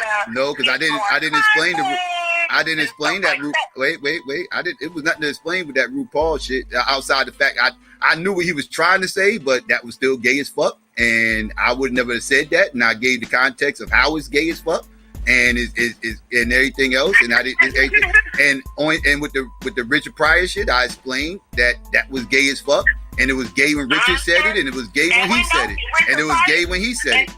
And I also explained how Richard Pryor was gay. I broke down how gay he was. Okay, yeah. I broke down all that too. Now when we look back on it, because remember how you was like, well, people didn't say gay stuff that was gay, right? But we know Richard Pryor was gay. We didn't know that back then. That's not true. That's not true. No, them gay Richard Pryor rumors really didn't surface until social media. But didn't he have that thing for Paul Mooney? But didn't he have that thing for Paul Mooney? Can my Gen X's in the chat back me up on this? I need some backup on this. Richard Pryor was not. Wait, real quick. I need my Gen X's out there. Richard Pryor was not looked at as gay until social media. And that's when the stories started leaking out and all this other stuff, and people started hearing things, and people started getting into interviews and started saying things. But when we was all growing up, Richard, Harlem Nights and all that other, the toy car wash and all that, and Bingo's motherfucking traveling team, all-star traveling team, all that shit. People did not think Richard Pryor was gay back then. They didn't think he was gay. They thought they found out he was gay later. Like I would say during social media is when that shit kind of like became popular. Okay, can I say something? Mm-hmm. I'm not going to disagree with that per se, but in a different way, because people knew Richard Pryor said gay things, but because they liked him, they liked, his comedy for the most part. People just passed over it, just like Paul Mooney. I think it was pretty clear Paul Mooney was always gay, but because people liked him and they liked a lot of his comedy, they just go over it. I wouldn't say that people didn't think he might be into some things, he might do some things. It's just like when you like the person enough, you just play that off. You just downplay that. You just kind of don't pay it. Oh, well, no. It's like that kind of thing. You feel me? More than it was like, that's just my opinion. Nah, because because you had, because back then you had people like Michael Jackson, Prince, Freddie Jackson, Luther Vandross. Everybody looked at them with a side eye. Everybody looked at them as a side eye. People wondered about them. It was rumors about them. People wondered about them. They didn't look at Richard Pryor like they looked at those motherfuckers like wondering if they was gay and all that other stuff. That's not how they looked at Richard back then. Wait, well, let me tell you what. That's because Richard Pryor would have been, and not that it's a huge distinction, but in some people's mind it is. Richard Pryor would have been looked at as bisexual.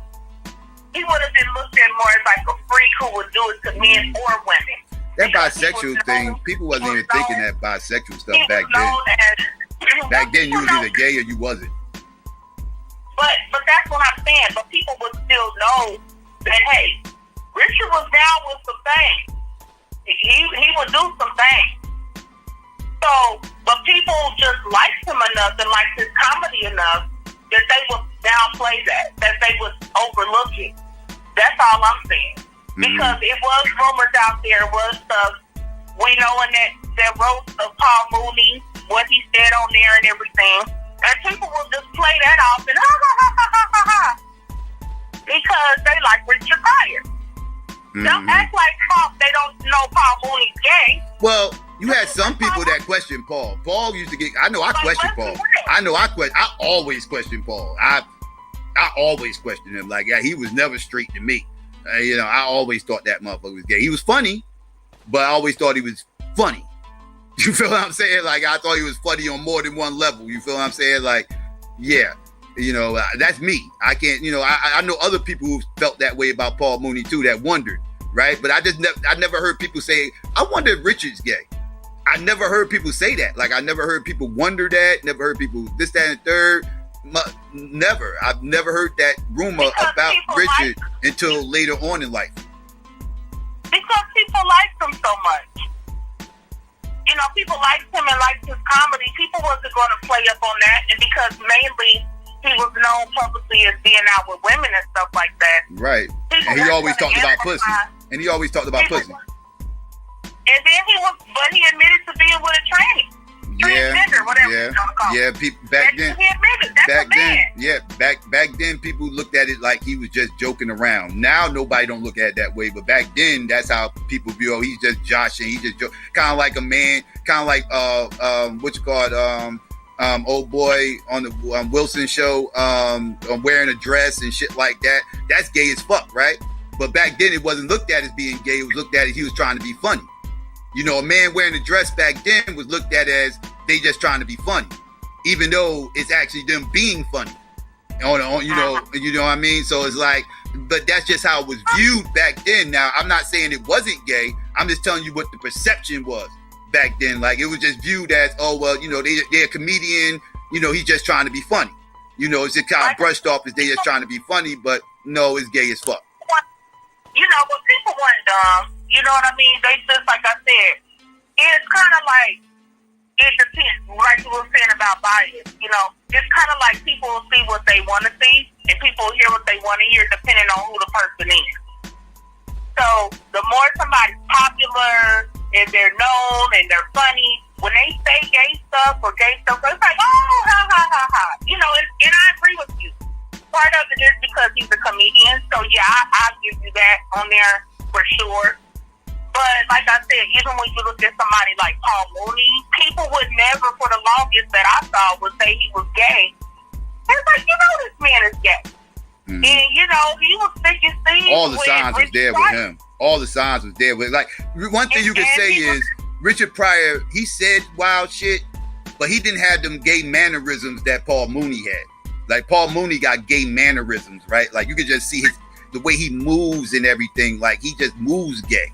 Like, like he just exudes gayness, right? Like, it's like, outside the gay stuff that Richard Pryor said, and he said a bunch of gay shit, but he didn't carry himself like a gay man.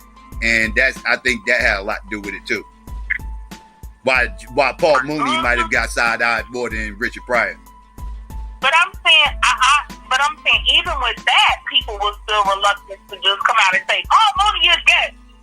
Like, even with that, and like I said, a lot of that has to do with people's biases. If they like somebody or not, they're less inclined to say certain things. Like, even we talked about Luther Vandross, like, everybody knew that man was gay.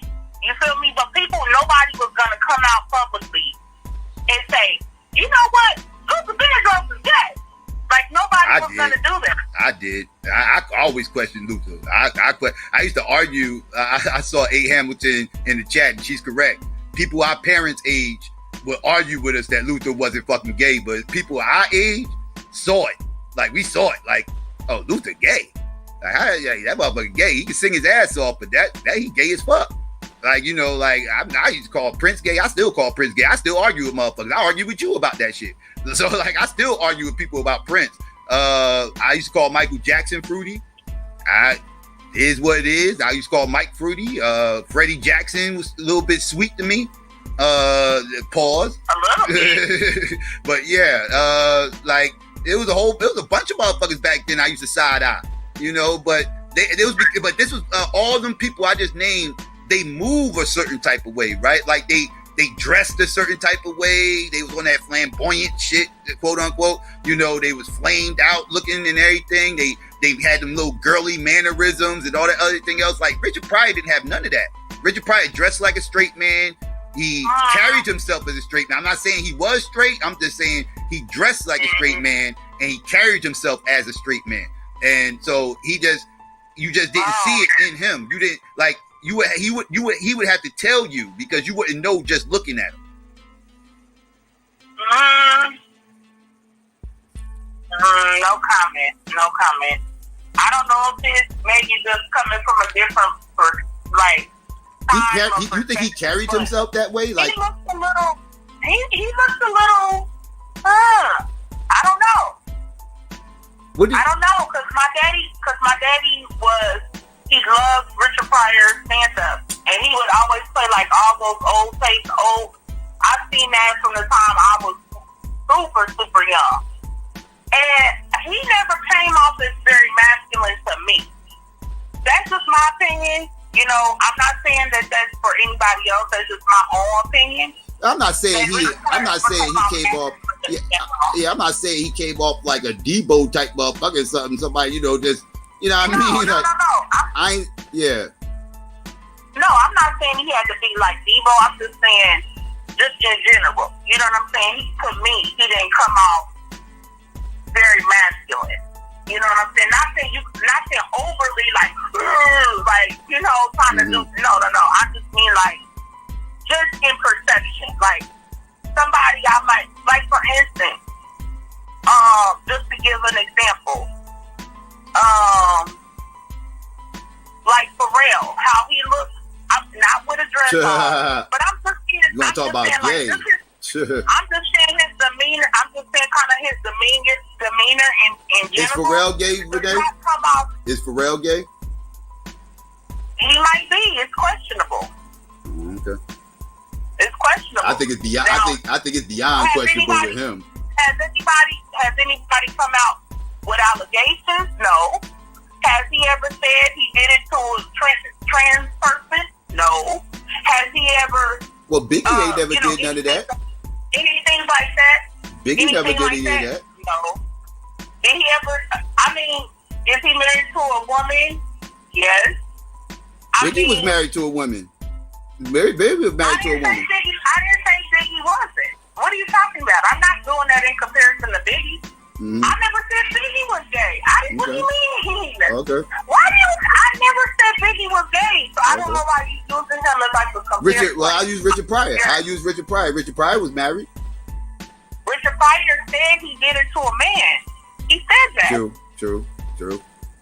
He did say it in the stand-up, but true. He said it. Well, he said it, yeah, he said it in that roast and stuff, and everybody, like he said, didn't want to admit it, but they knew Paul Mooney's gay. But they didn't know who Paul Mooney really was when that roast happened, because he was still new. He was still new at the time. He was behind the scenes writer and everything else. People really didn't know Paul Mooney like that when that roast happened. He was kind of a behind the scenes dude. He was like a writer and shit. He was a writer on the show. I was about to say something. You need to stop. What? Nothing. I'll tell you later. Oh, here we go. No. It's something funny. No, everybody. But but yeah, y'all. I had to call in and mess with Psycho because I had to call in and mess with him today, and I was trolling him today in the chat. I was trolling him and trolling him because y'all, we had this whole debate yesterday and everything, like he told y'all. So I just had to mess with him. But I just want to say this and I'll hang up. But with the Mr. Steve thing, oh my God, y'all. I broke that whole disgusting shit down. Yeah. Y'all, like watching his interview and stuff. Oh God. And then he sat up and said the way because they asked him like, well, how did you like? Because I don't believe for 1 minute that he never had those thoughts, never did stuff like that before.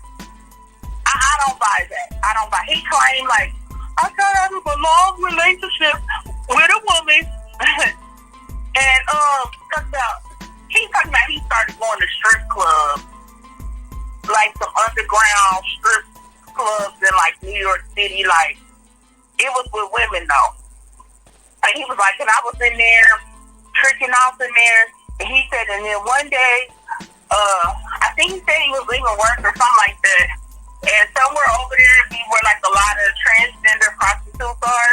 Mm-hmm. And he said he became like enamored with them. I'm like, what? Mm-hmm. Yeah, he was like, I was just looking at, I became, I was kind of like looking and just like, oh, and it's like, and then the girl like, so you was like curious or whatever. He was like, yeah. So wait a minute. He was trying to do his breakup from a long time girlfriend, is what he said. I'm like, why y'all break up? Anyway, though, he was trying to use a long time, like a breakup, as an excuse. So you went from going to strip clubs with women to going to get men off the street? Like, who makes that leap? Like, that's a hell of a leap. I mean, like, and they was like, that's like going from weed to crack. I mean, what the hell? Like, yeah, so that's some other shit. Because I'm sorry, can't no girl do me so dirty to where I decide to be a switch hitter. I'm cool on that. I'm cool on ain't that much BFF in the fucking world to make me motherfucking do no shit like that. I'm sorry, it doesn't exist. That type of BFF does not exist in my world. I'm sorry. And if it does, it's time for me to check out. If that type of BFF exists, it's time for me to check out before it filters down to me. I'm cool on that. I'm cool on any BFF that's that powerful. I have yet to meet it, and I don't want to meet it. I'm cool on that. No. Yeah, it's like, it was crazy, y'all. I would suggest y'all check it out or whatever, because they was asking him, like, and Mano was, he was asking, like, how is it, like, really? Like, and then he asked him the question that, like, anybody would want to know. Mm-hmm. If you claim, and I'm just saying this, what he claimed, he got, quote-unquote, top, okay? Mm-hmm. From, like, that's all I've ever done. That's all I've ever done with a trans person or whatever. So, okay. So, like Mano said, well, why wouldn't you just get that from a woman? That's what I said that at the beginning of the show, yeah. Mm-hmm. Unless you wanted to be a man, what I'm saying, you wanted a man to do that. Because and then he gonna say, then at times he was talking to him, don't say man, he's not a man. But then other times he said man. So it's like, wait, what? And then this is what Mr. C's excuse or answer, whatever you want to call it, was. He said, because it just feels better. He said it just feels better. I fell out. I was cracking up. Because here's my thing. You mean to tell me, because the girl on there, she was like, oh, you saying basically like a man can do this better than a woman or whatever because he's a man, whatever. And I don't want to go into that thing. But, and Mano was like, no. And then he was like, I'm just saying. So my thing is, you mean to tell me all these female prostitutes who literally give quote unquote top for a living, right? This is what they do all day, every day, for years. And they gotta try to do it the best they can in so they can get it over quick, fast, and get to the next person. That you, a man with a wig on? That's disgusting. A man with a wig on? And see, like, what I'm saying is, that man needs to go ahead. Like, I feel like he claims it's dealt better because he wants it to be a man. That's why it will feel better to you. Because if you was really a heterosexual man, that you couldn't even get to that point for them to do something like that. Let's keep it a buck. Because you're into women. So the fact that you like men, that's what it is.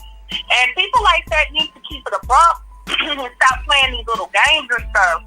And just if you gonna come out and say stuff, just keep it a buck. You're a gay man, okay? You just like your men to have wigs on. That's all it is. Because you're getting these people knowing they're male. You're doing that based on that. Right. So how can you not be gay? Right. Right. Just say it, dog. Like you're gay. Like just because they got a wig and a dress on don't mean you're not gay. It don't mean you're sometimes gay.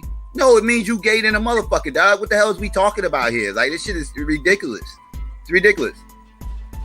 You know, I mean, that's all a bunch of excuses. You feel me? Like, because you can't tell me, like, for me, I don't care. Let me not say for me. I'm just going to speak in general. Because listen, if you are a woman who loves men, like myself, it ain't nothing, no person, and I'm not trying to attack whoever, I'm just saying, that is not a male can do, okay? I don't care.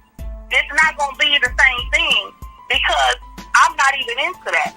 So the fact that he was trying to make this like, that, like, he was trying to downplay that these are men was crazy to me because I'm like, that's why you with them, because they're a man in a dress or a wig. Like, that's what you're trying to trick yourself.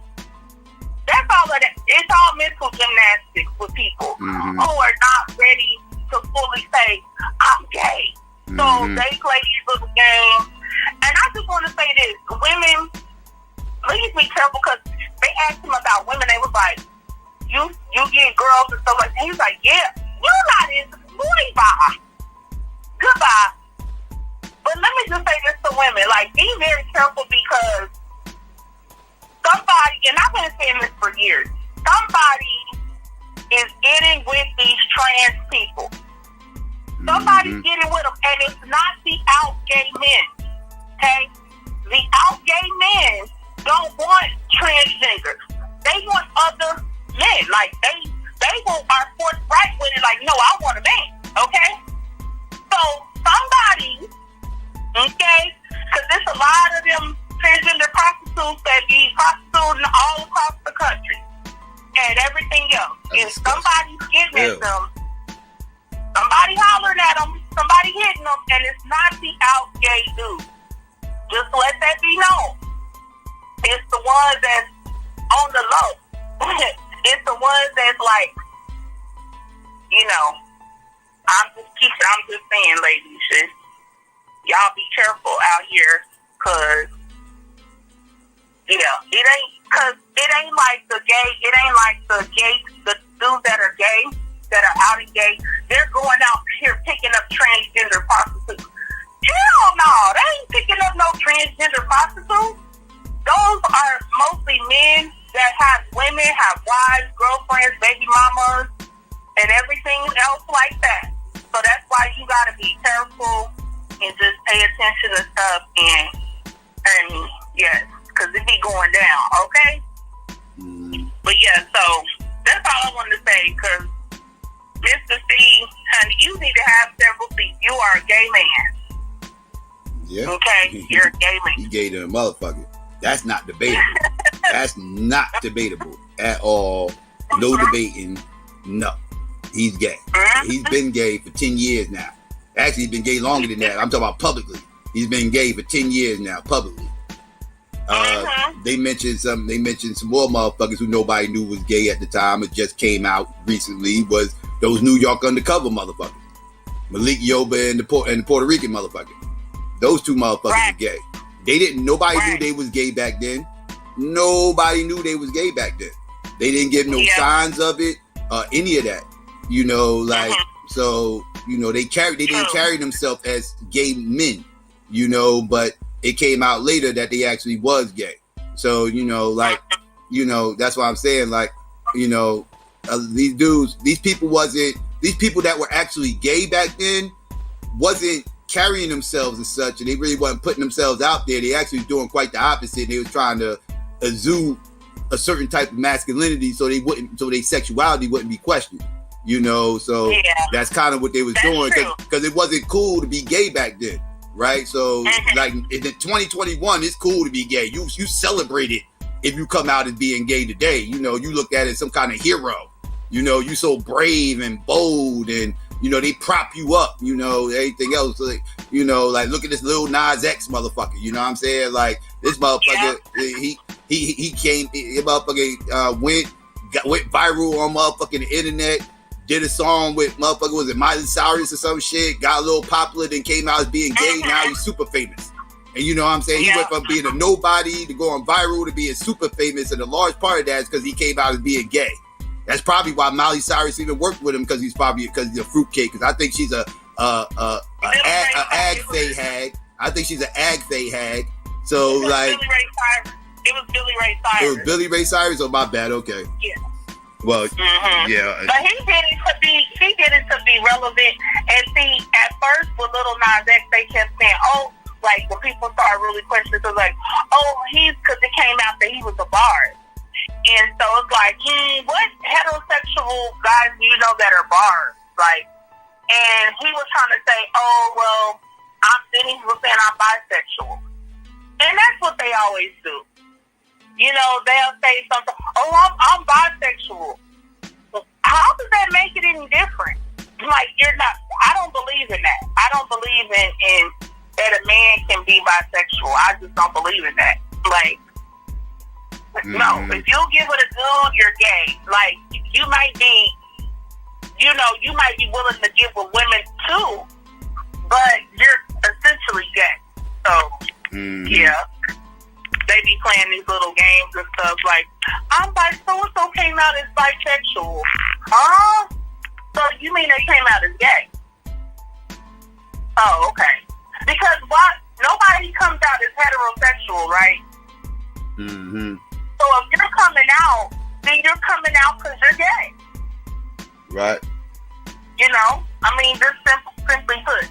But in case y'all didn't know, I'm going to stop the thing, because in case y'all didn't know, when I first was really coming out, into the realm of social media, speaking and all of that kind of stuff, I was talking about this a lot of years ago, like, the LGBT agenda on the Black community and how so much of this stuff was being promoted and encouraged and all of that stuff. And people were going ham on me and everything else, attacking me. So, as you see, it's just the gift that keeps on giving. With these people, especially in the industry, you really can't, I really don't put nothing past none of them, because a lot of these people are actors and they have access to certain things that they're getting into. And so, even with like some of the rappers we said, I love Nas and everything like that. But I could never say what somebody would or wouldn't do or have or haven't done. I'm not saying none of those people are gay at all. I'm not saying that. We're just saying certain lyrics were questionable. That's all. Mm-hmm. Yeah. People got some questionable bars. People got people got bars I would not say. I would never write down on paper and think they was cool. Let's just put it that way. Yeah, definitely. Do I think these motherfuckers are necessarily gay because they said it? No. I think they said some gay shit. Yeah. I think, again, I just don't hold motherfuckers from the early 90s and mid 90s and shit like that the same standards I hold the motherfuckers in the 2000s when society is completely changed. Like, completely changed. Like, we living in a completely different world than it was 25 years ago. We living in a completely different world as far as how people view homosexuality. This is a completely different world. But I'm gonna get out Psycho's line. I had to call and troll him today, y'all. I was on troll mode, and I had to call in and mess with Psycho and everything because y'all would be having some heated debate. Well, they're spirited debates, but I had to call in and mess with him a little bit. But yeah. So anyway, let me stop your. Whatever. It's all good. Let me get off your line. Okay. All right. Peace, y'all. Talk to you later, Renee. Peace. All right. Shout out to Renee. Her crazy ass trolling. Babe. Shout out to her. Yeah, phone line's gonna be open for a little bit longer, family. So if you're gonna call in now. Call in now if you're gonna call in. Phone line's open. Let me see what y'all talking about in the chat. OJ said something earlier. Oh, he said people really didn't know who Paul Mooney was until David Chappelle. White people didn't know who Paul Mooney was until David Chappelle. I would agree with you if you're talking about white people. White people had no clue who the fuck Paul Mooney was until the David Chappelle show. Black people knew who Paul Mooney was though. Paul Mooney got put in the black public eye in the 80s, right? Robert Townsend had a lot to do with putting Paul Mooney in the Chitlin circuit, right? Because he used to do a lot of Robert Townsend movies, and he used to be on the Robert Townsend's Partners in Crimes joint that he used to do on HBO every so often. Some of you young motherfuckers might not know what that is, but Robert Townsend actually had his own stand-up show, you know, his own little showcase, kind of like a Def Comedy Jam before Def Comedy Jam, where he'll host some shit on HBO and he'll bring out a whole bunch of different black comedians, and he'll have those skits, little comedy skits in between the stand-ups and everything else. And it was like a show he had. It was like Partners in Crime 1, 2, 3, 4. I forgot how many of those shits it was, but he used to showcase Paul Mooney on those. And Paul Mooney used to be in his movies, you know, like Hollywood Shuffle and all that other shit and everything else. So Paul Mooney was known in the Chitlin circuit in the 80s and shit, right? Like in the Chitlin circuit, he was known in the 80s and in the 90s. White people had no clue who the fuck he was until the David Chappelle show. So yeah, if you're talking about white people, I would agree with you. They didn't know who he was until David Chappelle. But black people knew who the fuck he was before David Chappelle. Mainly because of the 80s and Robert Townsend. Robert Townsend had a lot to do with putting Paul Mooney in the public eye as far as like in front of black people. No.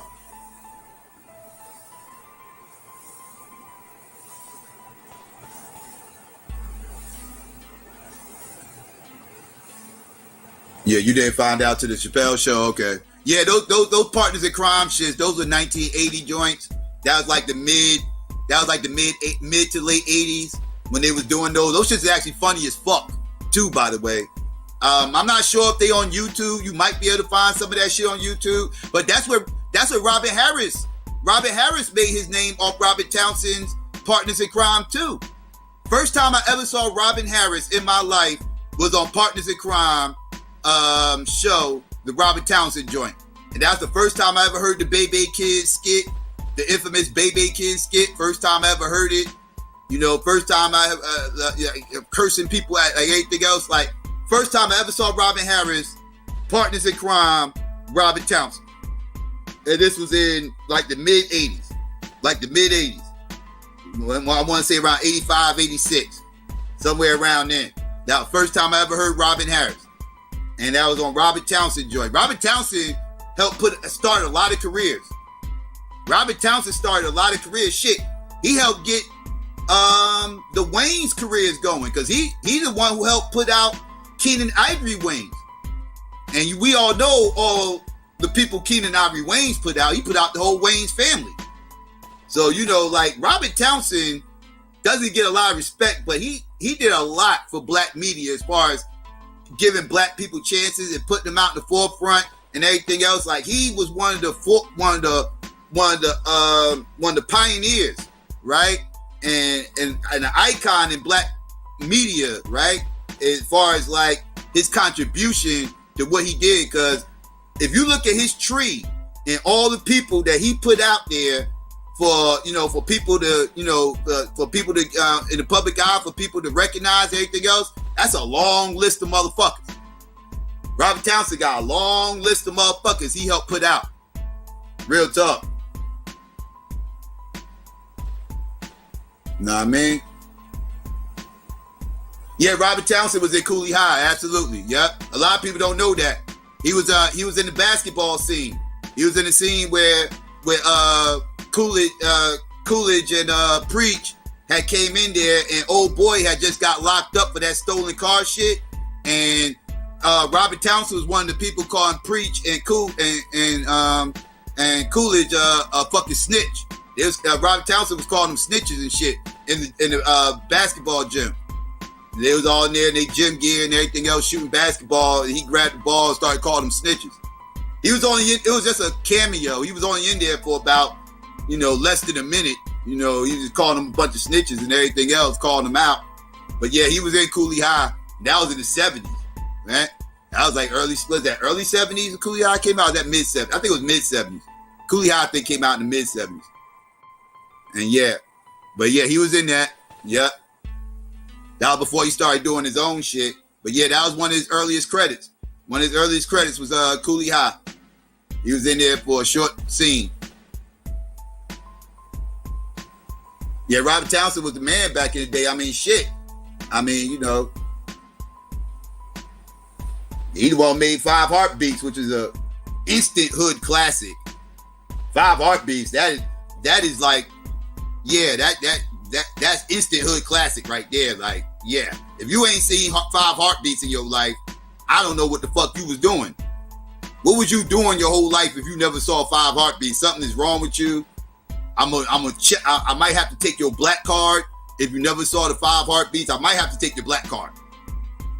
I might have to. You know what I mean? It's just, yeah. Yeah,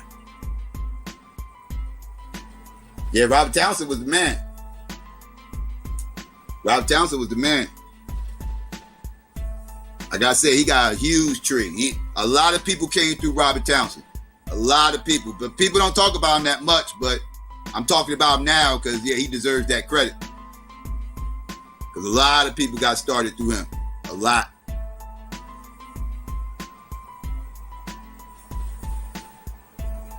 What was that skit in Partners in Crime that they used to always do where they were spoofing the soap operas? Oh, that shit. They had that ongoing soap opera for each partner in crime. That shit was hilarious. The Brave, the Bold, and the Beautiful. That's what it was. The Brave, the Bold, and the Beautiful. And that shit was like, they was spoofing the fucking soap operas and shit. Oh my goodness. That shit was priceless. That shit. I think that shit, I seen that shit on YouTube some years ago, like for the first time in years. So you might be able to find it on YouTube. But that Brave and Bold and Beautiful shit that used to be on Partners in Crime, that shit used to be hilarious. Hilarious. That shit was so over the top and funny as fuck. Word up. Nights like this, I wish raindrops would fall. Nights like this. Yeah, Media Man was good too, yeah. You met him in a club in Philly? That's what's up.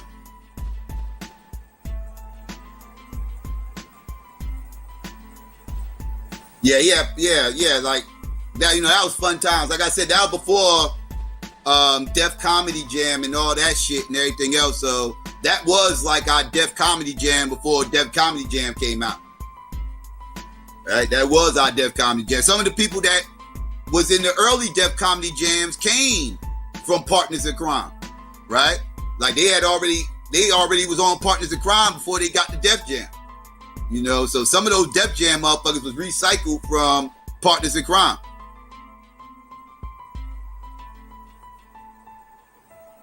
But yeah, Partners in Crime is like the OG showcase for black comedians. That's like the OG joint.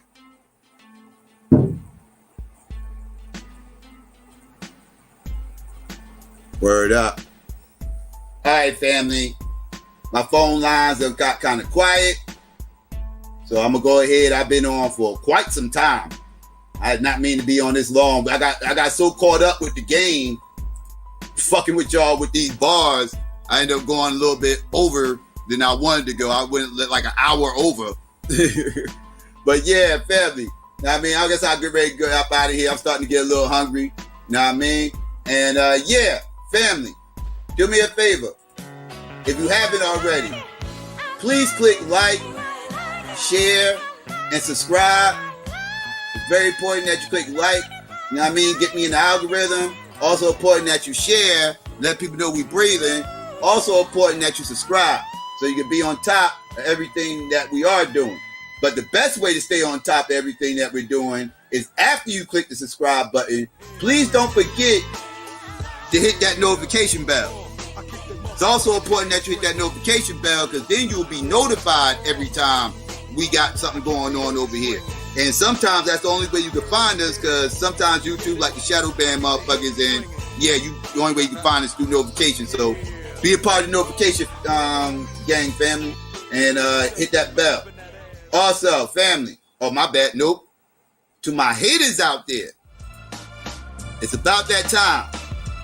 Y'all already know what it is. Know what I mean? If you had any issues with anything you heard today, know what I mean? By all means, it's the time to express yourself by clicking dislike. Please still share this motherfucker. Don't be selfish.